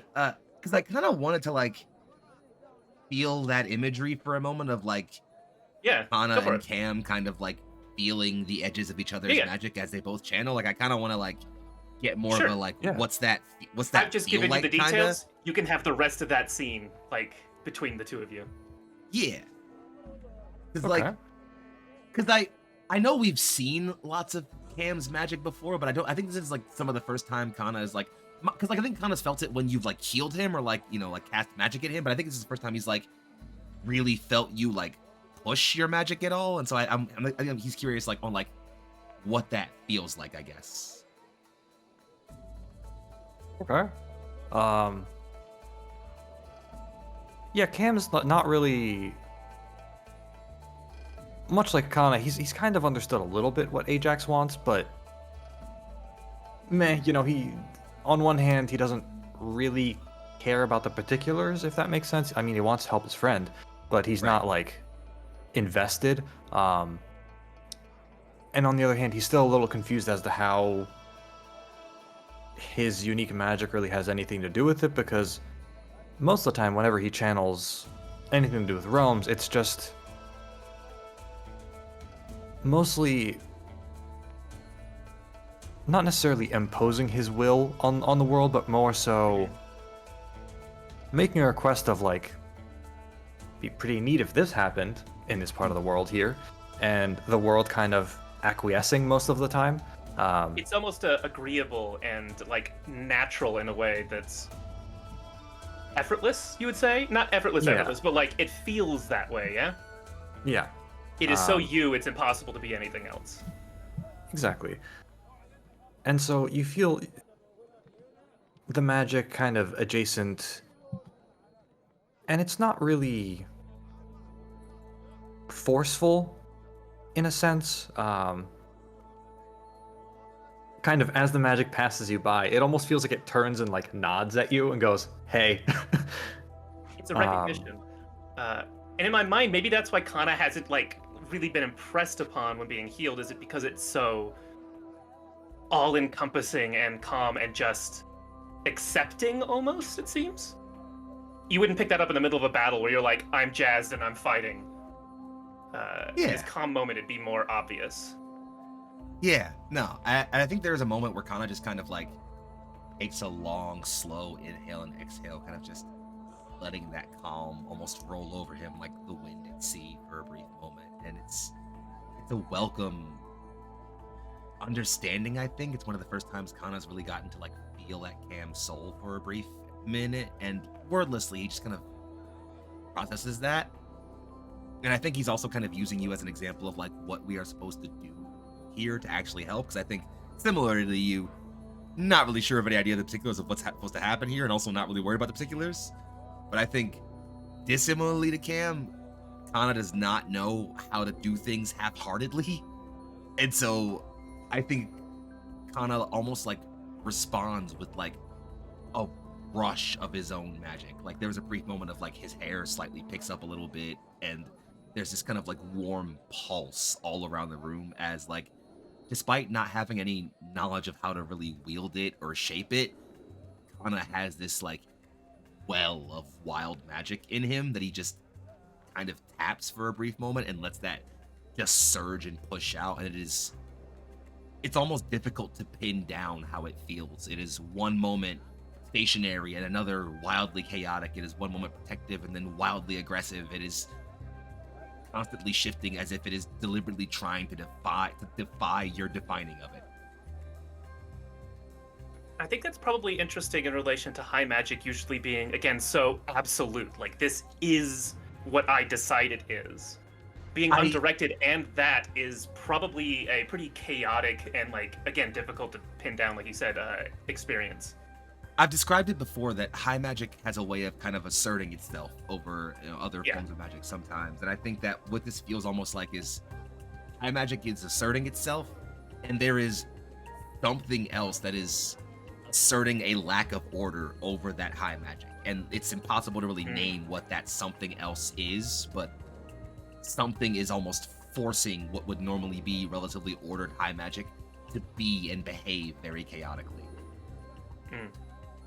But yeah, and it's probably the combination of that chaos and that calm that gives Ajax some pretty good readings on like this is the spectrum of creating a realm that helps him like get those measurements. Yeah, absolutely. I imagine like as almost like the camera is like following through the scene and stuff.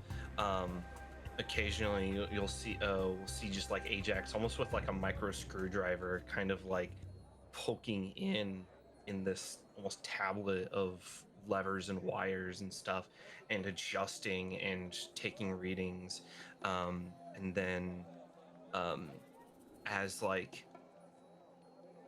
they'll hit a few of the buttons on it and the levers will kind of chop up and down as the cylinder kind of rotates and spins and locks into this place. They'll set we'll do like a cup of like a drink, and they'll hit another button and the cup will kind of like it will have like almost like a little shimmer around it, kind of like how the effect of like the cloak in Halo is. They'll hit another button and the cup will like raise up about a foot, and Ajax will say, Affirmative. Excitement. Is the door open? Oh yeah. Yeah, you. A few of the other reborn out there like look in and just maybe like just nod approvingly, like very good. As they're like Yes, going yes. past on their work, like yeah, that's fun. I like They're that. like, oh yeah, that's an easy spell that you could do this other way. You know. I like I to don't even cut think they deep. give like suggestion. They're just like, oh, that's an interesting way to do that. Would probably be the reaction, and they're not even saying Yeah. that, but like that's the vibe of like, oh, interesting. Yeah, okay. And heck, now that you built it, you're like, this is actually way simpler than how like wizardry does this. Mm-hmm. Yeah. Wizards overcomplicating everything. Of course. Too many goddamn booleans. Why fight gravity when you just say nah? Just no. Root all, dickheads. Yeah. You guys have the rest of the scene if you'd like. Keep going. Yeah. You know, I think first kind of looks over at Ajax and the floating cup and just like, I take it that means you got what you wanted. Affirmative. Resolution has been reached. And I am happy to have Gratitudes. helped. Yep, You know- glad to have been able to help. He'll turn and give Cam kind of like it's not a sly look, but there's a bit of like a warmth and a half smile to it. Just, friend Cam, your magic is comfortable. Thanks. That's kind of the point. Side note for the artists out there, if this was like an actual anime or something, the look Kana gives Cam is one where like the most deep of Tumblr posts would be like, okay, so they're gay. They're absolutely, yeah, okay, no, this is it. They're husbands now. They're dating. Yeah. It's not intentionally that. He's not flirting right now, but because he's stupid, it could be taken that way.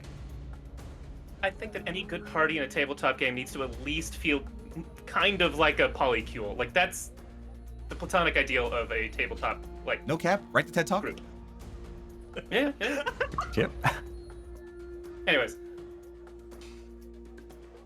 if that's it, then I think that's an interesting place to sort of zoom out from this scene. Sure. We now have two more people that were doing roles. Would Hayes or would Maeve like to do theirs? I think. I can go, I think. Yeah. Yeah, so, You were gonna go to the library. yes, I would like to try to gain a contact at the library. Oh, perfect. Yeah. Okay. Sorry, let me get my notes out to make sure I can Let's write down. find librarian. Yeah, so first, where's the make a contact or gain a contact is what it's called? Yeah. Let's see what that says. All right. When you want to find a person that can help you, name either a specific individual or general category of person, then roll. And so you're saying librarian. Librarian, yes. Give me Got my it. cadre of nerds. Yes. Dorks, Yeah, let's roll assemble! for that.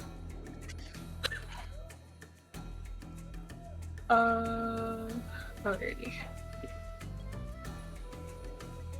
So yeah, This looking is for a you plus grit still, 20 and if you here. and if you have a skill that you think could help with this, I'm trying to imagine. Empathetic ear could possibly. I could see that, because I think that, the way I imagine that skill working is, like, Hayes is more of a listener than a talker, Mm-hmm. and they're also easy to let people, lore dump at them. Mm-hmm. So if this librarian wants to blather on about their special interest, Hayes will gleefully listen, and I think that makes for some wonderful friendships in my experience. Mhm. How's a 13. 12 plus 1, yeah. You also have. Oh wait, grit, I believe, right? Well, the one was the grit, so let me actually roll a d6. Oh yeah, so roll essentially. you'll 2d6 by that skill. Looks like it's a rank 2. Oh yeah, and I choose. And then take the highest. Highest, which would be 16. So that's a 19 now? You rolled a 16 on a Uh, d6? That's incredible. Sorry, I had to make What? No, I rolled a No, I I rolled know, a I know, 3 I on know. d6. I I'm- added it, so it's a 16 altogether. Oh, total 16. Yeah, that's a Yeah, hit. You yeah. gain a contact, and they will perform a minor or moderate favor for you. But they will likely ask for something in return after doing so. All right, let me Cool, just. okay.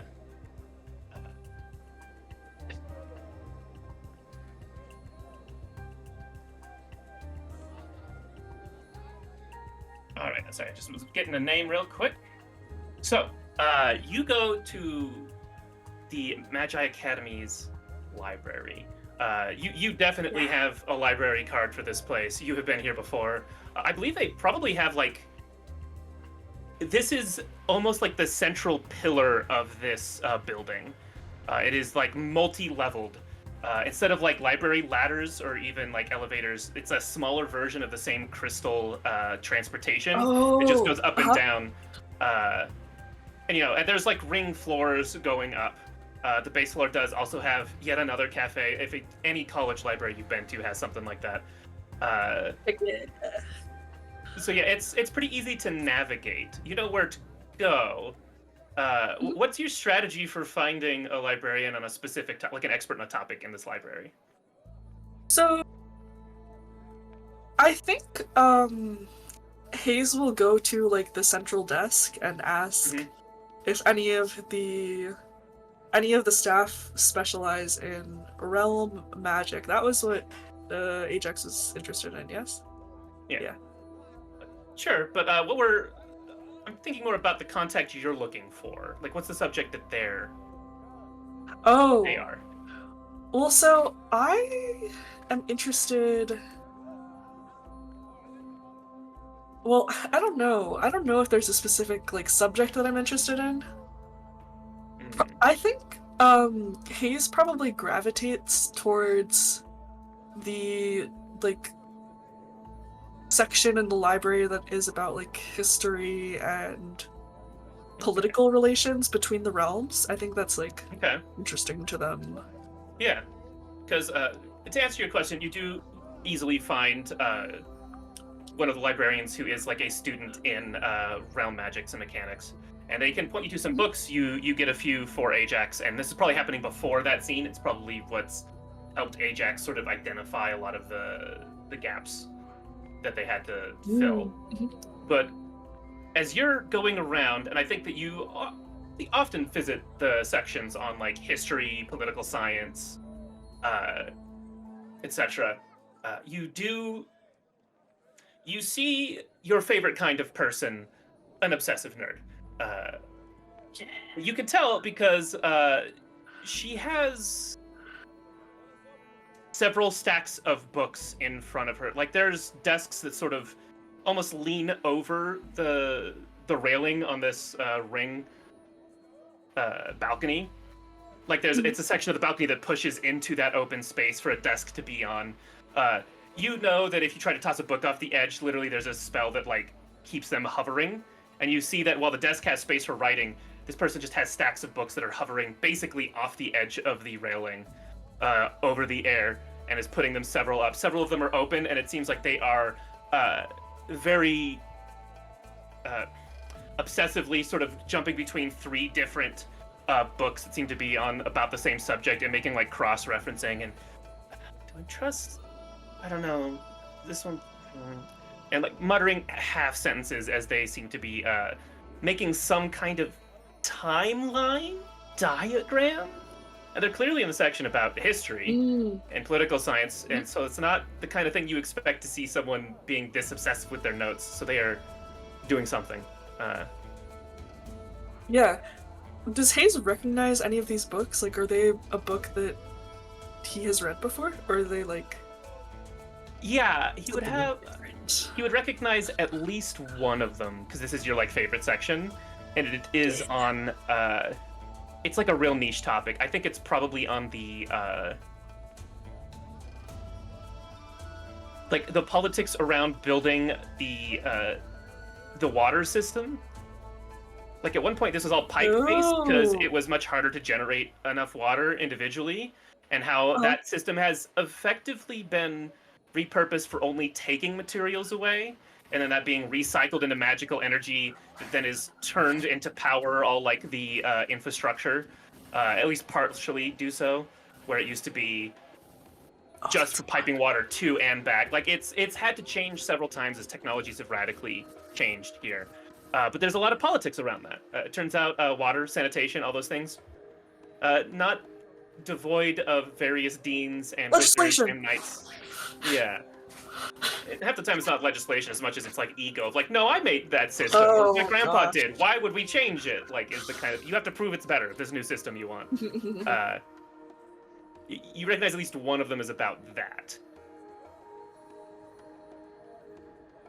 It is the wherewithal of water. I don't know the person who wrote it. Don't make me come up with that many names. Incredible. Hayes will Oh, it has like 5 authors. Yeah,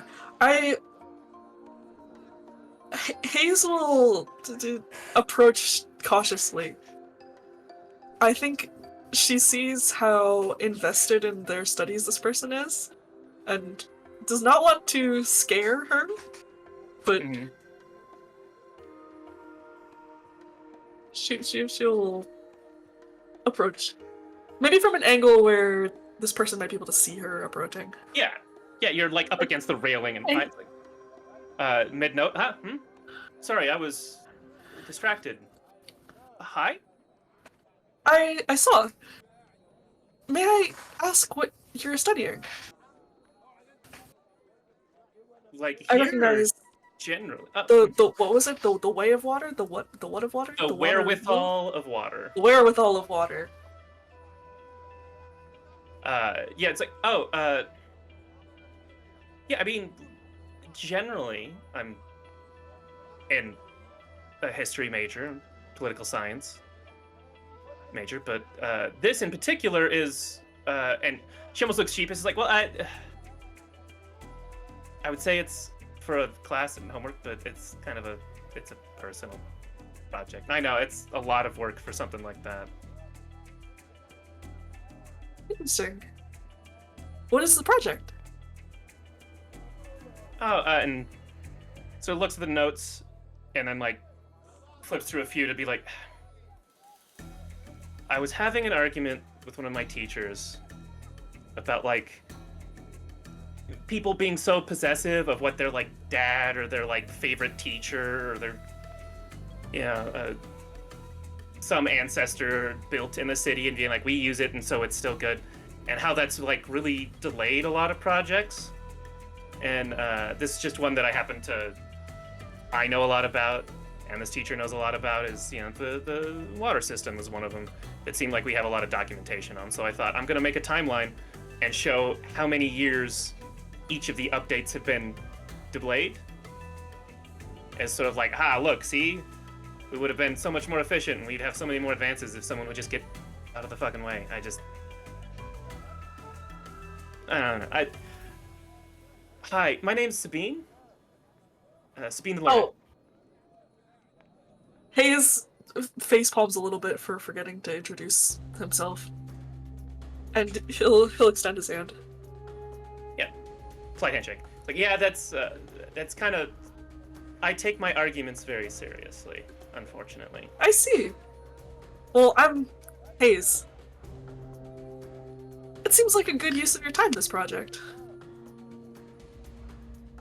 This is probably hour 5 of just trying to win an argument with a teacher who will probably grade me more harshly on the actual stuff I'm doing because of this, so I don't know that it's really that good of a use of my time, but...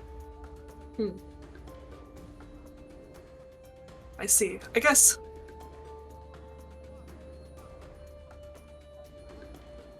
I haven't run into professors that are that vindictive in my personal experience. I guess I got lucky. You must not argue with people a lot, then. No, I can't say I do. Yeah, wizards generally, but especially professors, don't like to be proven wrong. Well, it seems like you have the proof, though. Well, yeah, here, and she'll go through like all of the different points and evidence that she has so far, and she has most of it down. She was basically like going through and annotating. Yeah, she'll nerd out if you want to hear more about it. I mean, Hayes is a sponge. Yeah. I think that you have a wonderful, probably hour at least of this, and move on to chat about other things. She starts also writing. You see, she does have like an excellent skill at writing while talking about something completely different, like that kind of crazy level of multitasking. Yeah.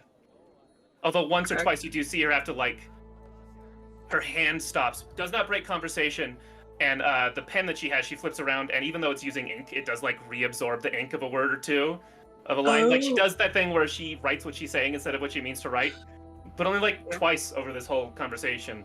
That's crazy.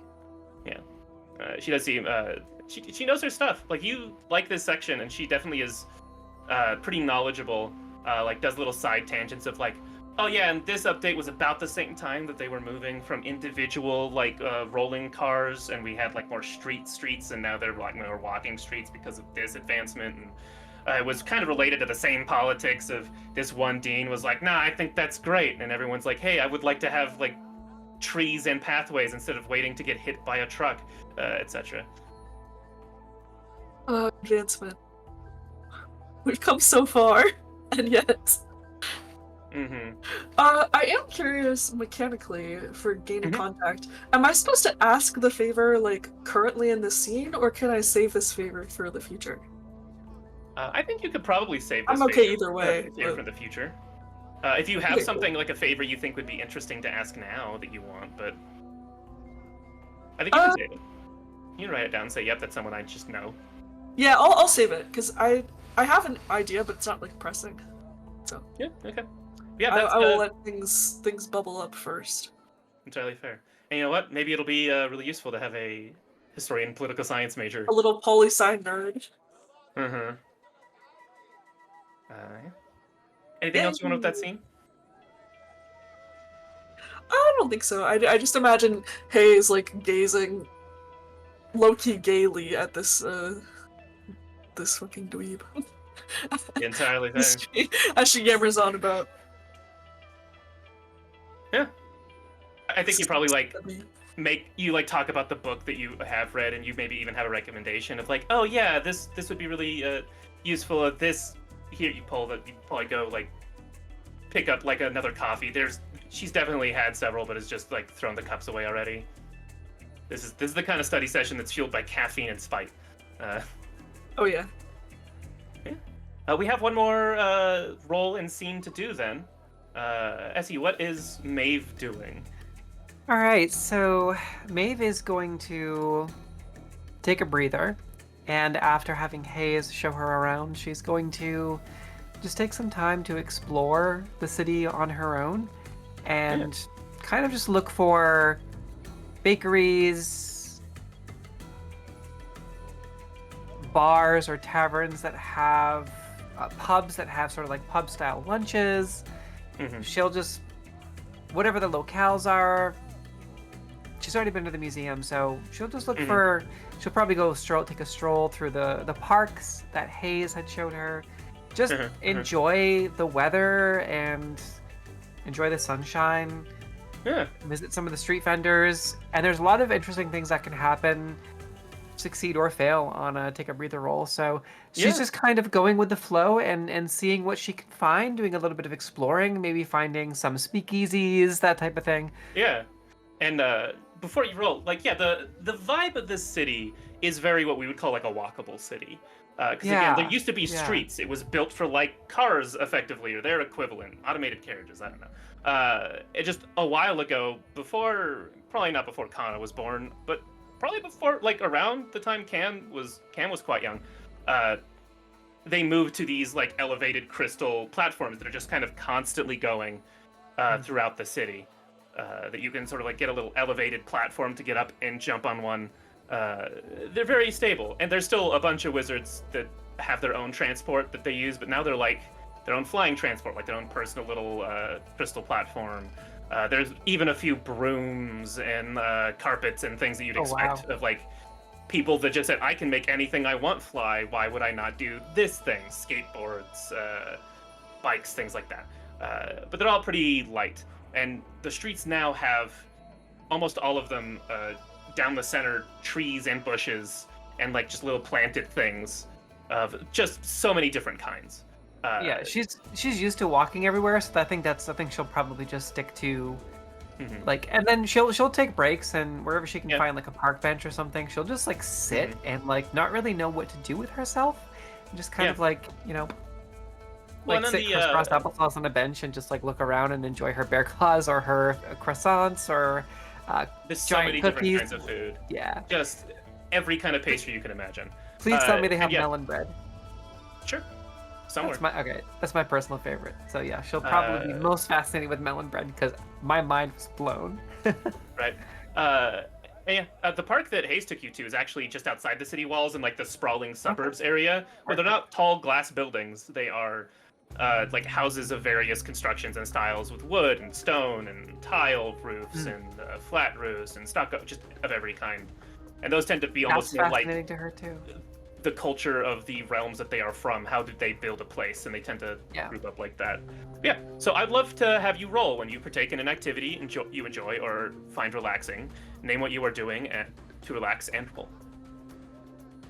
I think the act of just walking around, exploring, finding these restaurants, finding these food stands, finding these, observing the architecture. Yeah, that's the relaxing thing. Yeah. Yeah, she's not looking for anything in particular. She really is just kind of going with the flow. So I'm okay with just having that be the role and seeing what she finds, if she finds anything interesting or anyone interesting that maybe sees her and like sees her so out of place. Because one of the other things that you can find on this roll table is like someone who you meet. So, but she really is like, it's very obvious that she's like wow. What do I add, by the way? I think just grit, unless you want to use a skill that you think works here, but... let's see.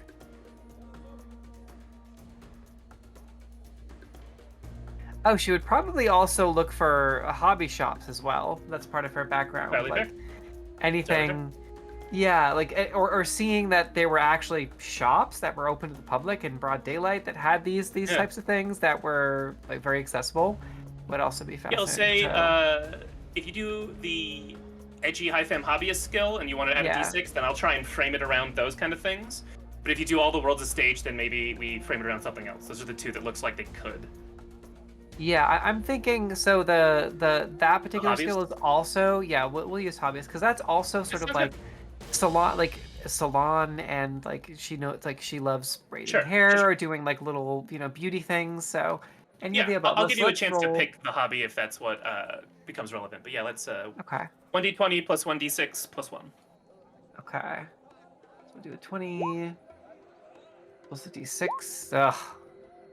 Nope. That's a 5, so a miss. It had the opposite effect, and you are now more stressed than you started. You and the GM each choose one of the following. You couldn't stop thinking about something, you made a fool of yourself, you overindulged and now you're hurting, something went wrong, you lost track of time and missed or forgot something, you spent more money than you should have, or you made an enemy. I think... You pick something first. Yeah, so I think what makes the most sense is she can't stop thinking about her home realm. She can't stop thinking about, and she doesn't even bother calling it by the LLC name. She just calls it by Eryu.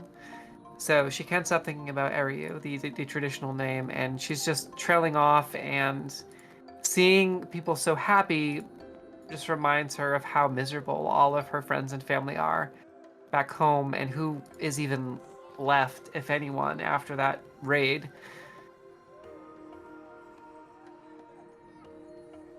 Okay. And I think this is going to be interesting to say you made an enemy. This is not going to be like a combat enemy. This is going to be a crafting enemy. So, Okay. what is a craft or a hobby that that Maeve would be interested in that could be like competitive, but in like an artsy way?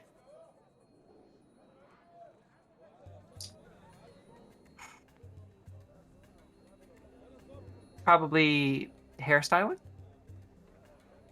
I'm here for it. So, you are having like Maeve is having such a hard time not thinking about like this place is great. All of my friends and family are living in a terrible place and they can't enjoy this. They would all love this. Like you're thinking of that. You're probably thinking Yeah. of some of your friends that were like interested in hair and hairstyling with you as well. When you, oh sorry. Yeah, it was something that that everyone could do when you're like sitting Yeah. in a resistance bunker. Like you can like you braid each other's hair, you experiment with Mhm. different ways of like making yourself feel pretty. You might do like different Mhm. works with like fake floral arrangements that are Mhm. probably very popular in the resistance, or even Yeah. just dyes. Mhm, mhm. You know, whatever, you know, or different types of styling, just because it's something that's very accessible, very cheap, Yeah, something to do and occupy I like yourself. that because I think that as you're walking around and there's in cafes and restaurants, there's art installations and parks. You do pass by what was like an open salon. Like they have the front like wall has opened up, and it Yeah. looks like they're doing some kind of promotion. Like they're showing off really fancy hairstyles. And in New Avalon, magic is involved with everything. There are several different, like very for people with long hair, these updos that have crystals that suspend them in midair. Some that literally flow like they're underwater into like an artsy shape. That look like they're on fire in an illusion, or like these very elemental things, or just have like these lines of spell and light through them. And there is one guy who is doing this woman's hair, and he's like doing it dramatically, like he's doing a magic show. Yeah. Uh, you look by, and I think you probably look kind of gloomy. And I feel like this is so opposite of what you think of as this like accessible hair culture. He's clearly sort of exalting himself. Yeah. What's Maeve's reaction to that? I think, and I like the idea of seeing like a little bit of Marge Simpson, a little bit of like the Hunger Games, Mhm. a little bit of Oh yeah. Grandma from Dan to Dan. Mm-hmm. And see, I think seeing like such like maybe like nobility come over here and Mm-hmm. having this be such like a popular spot and seeing all this like money changing hands, she'll probably like sort of like be very curious. Mhm. And like seeing like expensive hair care products and seeing or hearing how much, just overhearing how much people are being charged for this. Mm-hmm. Actually, that's probably it. She'll probably overhear like whatever the cost of the haircut is and be like, "I'm sorry, this is how much?" I think you say that not even to this hairstylist, and he goes, he like stops mid things like, who stepped into my salon and is questioning how much I'm charging for art? No, hold on. Like some the person who's on the chair is like, I want to. No, hold on. Who's questioning that?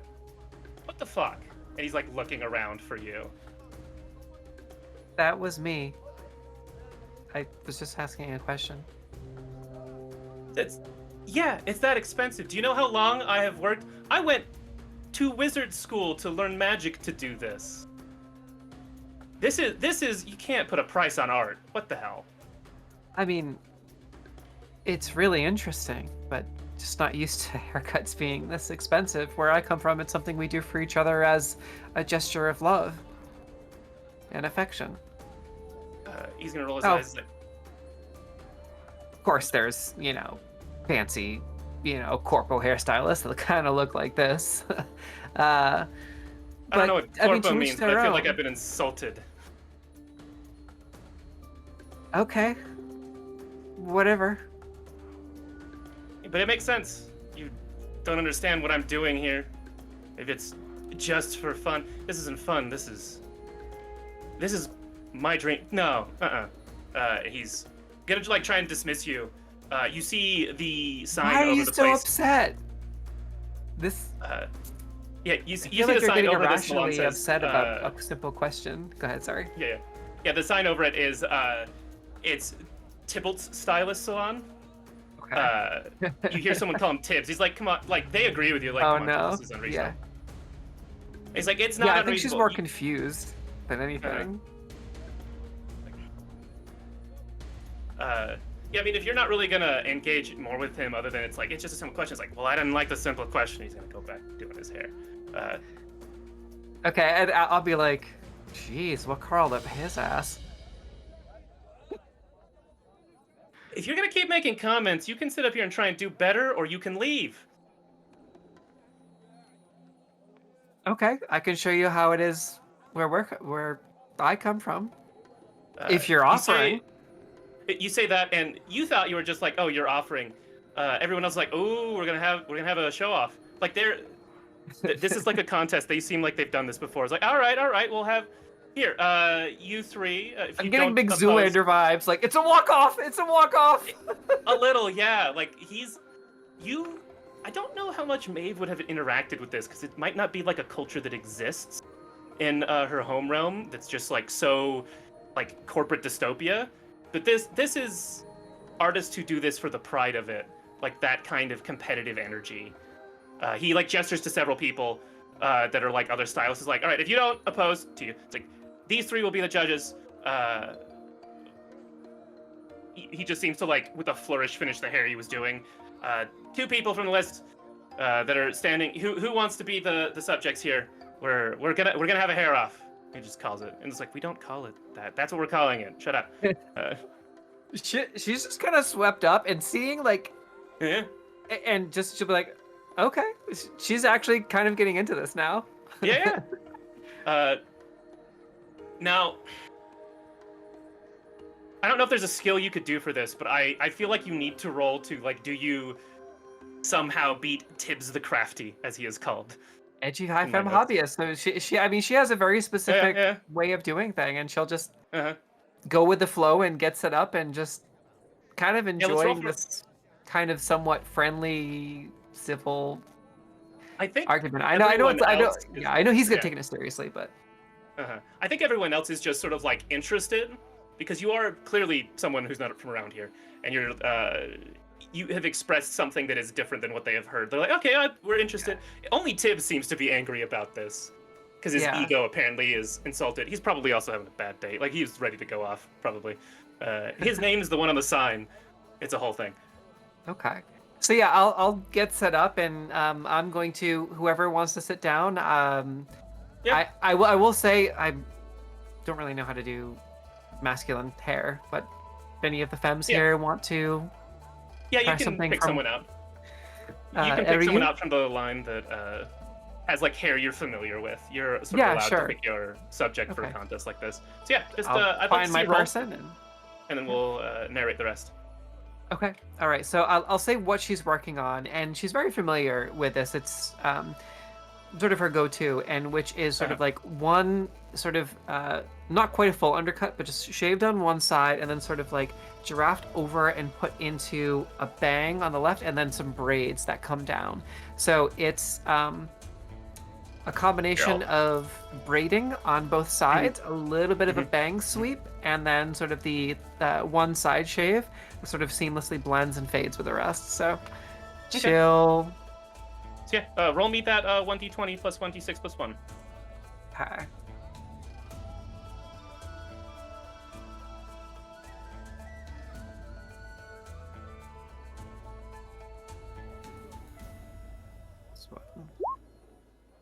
Whoa! Hey, for the people at home, that's a 21. Yeah, I think you not only do you do what you're set out to do, but you were given like a crazy number of tools. And I think you probably made it first as like, I don't know what much this does, but one of the other stylists here who Tibbs has given them the evil eye, but they sort of point out like, this is what this does, this is what this does. You do find that there's a tool that will let you sort of make lines of mana that suspend from like various hair clips. And so you can sort of integrate some of your own magic into it. to sort of Okay. add like pieces that look like this ferrofluid magic that you do. Yeah, Uh, I think probably just a little bit of that shadow will help sort of like style things and lift things up, mhm, and people can see that she just has a little bit of magic and flair here and there, where mhm, it gets a little chilly when she does it, and the lights may flicker a little bit, mhm. and maybe a couple of woo, and but yeah, those like shadows will just kind of like hold up the hair. And if anyone's curious for reference, I'm basically doing Minfilia, but instead of the side braids, that will be sort of like an undercut, kind of like Gemma from Monster Hunter World. And then there will be a little bit of a ponytail. So a cross between Gemma, from Monster Hunter Wilds, and Minfilia from Final Fantasy XIV, in the first, in A Realm Reborn and Heaven's Word. So it's very similar to both of those, kind of like a cross between the two, and it is beautiful. It's got these beautiful braids with the undercut, and then like a little bit of a peacock flourish in the back as well, Mhm. with like the perfect sweeping bang. Yeah. It's exciting. And I think that you make both of your pieces, and these three judges, and the crowd sort of clearly has a favorite. His like hairstyle that he does on this model is way too complicated. Like he's really gone for it, and it seems like that's what the style, like that's what this salon is about. And even the hair you've seen around the city, when people Yeah. seem to do up their hair, it tends to be more complicated, and it's like your understated look is like counter to that in a way that people seem ready for. Like it's maybe like the thing that people are going to start doing, and not to put too fine a point of it and like make it too long. By the time it is done, Tibbs the Crafty really doesn't like you. He's clearly trying not to hold it against the judges because the crowd clearly also likes what you have done more. And I think you hear him grumble like, "Just using new shapes of magic no one's done. I could have done that." Yeah, so I think this is a great opportunity to role play this, because she'll be like, Yeah. after seeing that the woman she was working on really likes the hair and everyone is like mumbling and seemingly approved, and Mhm. does anyone announce her the winner officially? Yeah, Or the are we three getting to that? judges. Well, yeah. Sorry, I was just kind of the three judges Yeah. look and like get the feel of the crowd, and it's like, well, no, I think that what she has done, referring to your hair, that you've done is bold. It's sleek. It's simple. I'm gonna have to vote for you've given your name Maeve's hairstyle, Maeve, and yeah, the next person says something similar in the third, and that's sort of their judgment here. Okay, so at that, if anybody like cheers or applauds, I'll Yeah. I'll just be like, It's a "Yay!" polite sort of. It's not like a big yay. It's like, oh yeah. Yeah. They're Yeah. not nearly as into it as Tibbs is. Yeah, she's very caught off guard by this, and is just kind of like is swept up in it. And we'll just do a little bit of like a little clap, and we'll look over to Tibbs, and we'll just, Mhm. that was fun, thank you. And we'll go to like try to give him a hug. He gives you a chilly forward handshake, like between you and Oh. the hug, where he's like, Here, okay. and it's like the handshake. It's very like, that was very good. Thank We'll you. Be It's- excited to see your future work. Trying to be extremely professional and clearly isn't happy about it. This is something I've always just done for fun. Like I said, it's Yeah. kind of also speaking to the crowd now. A gesture of love. Fancy hairstyles like this where I come from are kind of too expensive for anyone to be able to handle, so we have more important things to worry about. So we kind of just do each other's hair when we can, and it's a hobby for a lot of us. Happy to Yeah. make someone's day. I think Maeve probably doesn't hear it because she's now with the crowd, but like in the background, Yeah. Tibbs is like playing for the sympathy vote from the crowd. But yeah, that's I think what you do with your day. You are still kind of stressed from this, even though you have succeeded. I think It is is a nice distraction, but yeah, Yeah. she'll probably go right back to like having, as soon as everything, the excitement wraps up, she'll probably Mhm. realize how much she misses just sitting on yeah, it's bittersweet. sitting on pillows on the floor with her friends, and just having a group of like 5 or 6 girls just do each other's hair. hmm But yeah, I think that's an excellent place, sort of like pull back as Maeve's face falls as the crowd leaves. Of you miss your friends, Yeah. and I think that the sort of last scene we see, unless there was other, did you guys have like another scene or two you wanted to do, or does it feel like a? Because I'll let you do another social one. We have next time to do more of that, I think, and we'll have a little space before the next quest starts. I'm pretty solid, I'd say. I don't think I have anything. I can't think Yeah. of anything I'm like itching to do. You know. Yeah. Yeah. I think the sort of final scene for this episode is as sort of the camera sees the passage of time in these 2 weeks, as we've seen these various like bits of our characters' lives. There is a letter. We follow a single letter being transported on these sort of like flying platforms in a crate to a mailroom that then is transferred to the Knight's Tower, and then is transferred to the airship dock, and then is handed to Captain Zane. And it has a seal on it, a magical image of 5 petals arranged around a center symbol, the symbol of the Magnolia Realms. Anyways, Oh shit! Character Thank art. you. Sorry. yeah. Thank you, everyone, for joining us today on Knights of New Avalon. Let's change the music. Knights of New Avalon, the Beacon Odyssey, and a wonderful game that I've had a good time playing with everybody. Here we're going to do outros in verse order. Do we want to talk about the I'll handle it if you need me to. charity? I'm going first anyway. Yeah. Cool. I'm just gonna very quick. Women. Thank you everyone for being here. My name is Tate Washburn. I've been playing everyone other than these guys. I have been. You can find me at Take the Terrific on any platform I care to be found in. If you find me somewhere else, no, you didn't. You really should actually not follow me on Blue Sky, but follow this channel's Blue Sky, Neon Lights Roleplay, where we announce the cool games we're doing, we meme, and people who are much funnier than me run it, or join us on the Discord, where we also stream, pull players for games like this, and just have a good time. Other than that, that has been me, and I've enjoyed this, and Foxy, how about you go? Hi friends, I've been Young Foxy, aka Big Foxy, also known as your favorite Fox Philly's finest, and I had the esteemed pleasure of playing Kana Alva, the Aureate Cavalier, our little elf ball of joy. And in lieu of making any personal plugs, I will simply say, Happy Women's History Month. Or in better, simpler terms, women. For the entire month of March, if you haven't heard already, we have been running a sort of charity competition with our sister org, Apochromatic Unlimited, trying to raise money competitively for Indigenous Women Rising. They are an Indigenous organization that does reproductive health, midwifery service, reproductive education, and other services for Indigenous communities. They are full spectrum in their service, and they are an incredible org that we have done work for in the past, but continue to do so in the future. It has been a full month of trying to raise money competitively against Apochromatic Unlimited, with the winner getting bragging rights. And while I don't want to call it too early, it does seem like we might just have it in the bag. So, since this is technically our last stream we have in March, I want to take the time to thank every single person who took the time to donate and support our charity efforts. Trust and believe me that we will find the time to put out a personal message on our social media to thank every single person who contributed and offered their time. Thank you to everyone who offered their time assistance to Apochromatic Unlimited as well. You have done nothing but put money towards a great cause and continue to fight the causes and fight the Neon Lights believes in.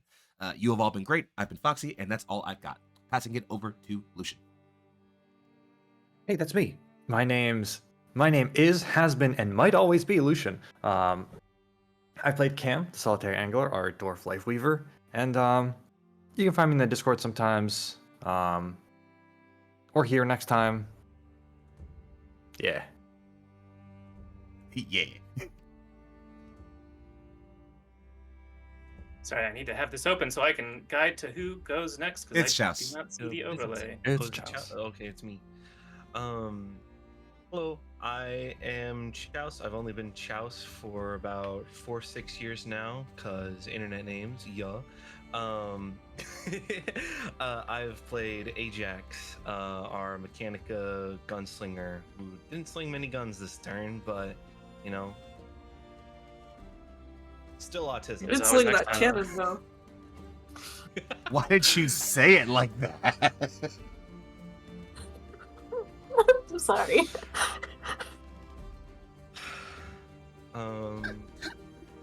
Wow. Yeah, that's really it. You Alright. probably won't see me much anywhere else. But yeah. All right, then next is Egg.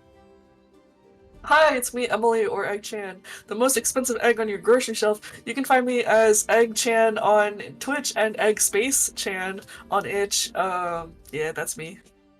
I played Haze. Dork, nerd, loser. Over to Essie. That last one's not true.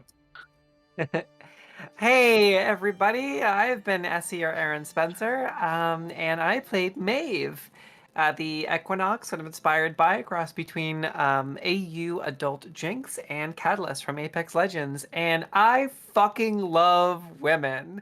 I'm gay, so that has I have a little bit of a bias as well, but also women endearing is such a mood, and it's been Women's History Month, and we still have the rest of the weekend to go. And to all the women and femmes out there, you are amazing. I see you. I love you. You're super valid, and just keep doing you. It's times are unprecedentedly horrible, but yeah, we by sticking together and um, doing what we've always done and being strong for each other, staying strong for each other, finding communities for and with each other, like this community, like this show, like this channel. The more the merrier. And yeah, I just fucking love women all around. And yeah, y'all are awesome. And it's been great. And thank you for organizing the charity event, LLR. And I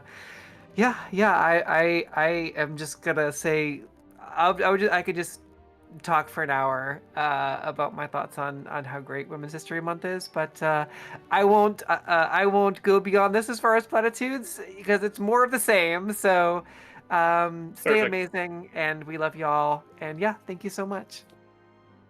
And thank you all for watching there at home on Twitch and the internet, where we will see you next time on Knights of New Avalon. See ya. Bye. Bye. Bye-bye now. Bye-bye. Bye-bye. Bye-bye.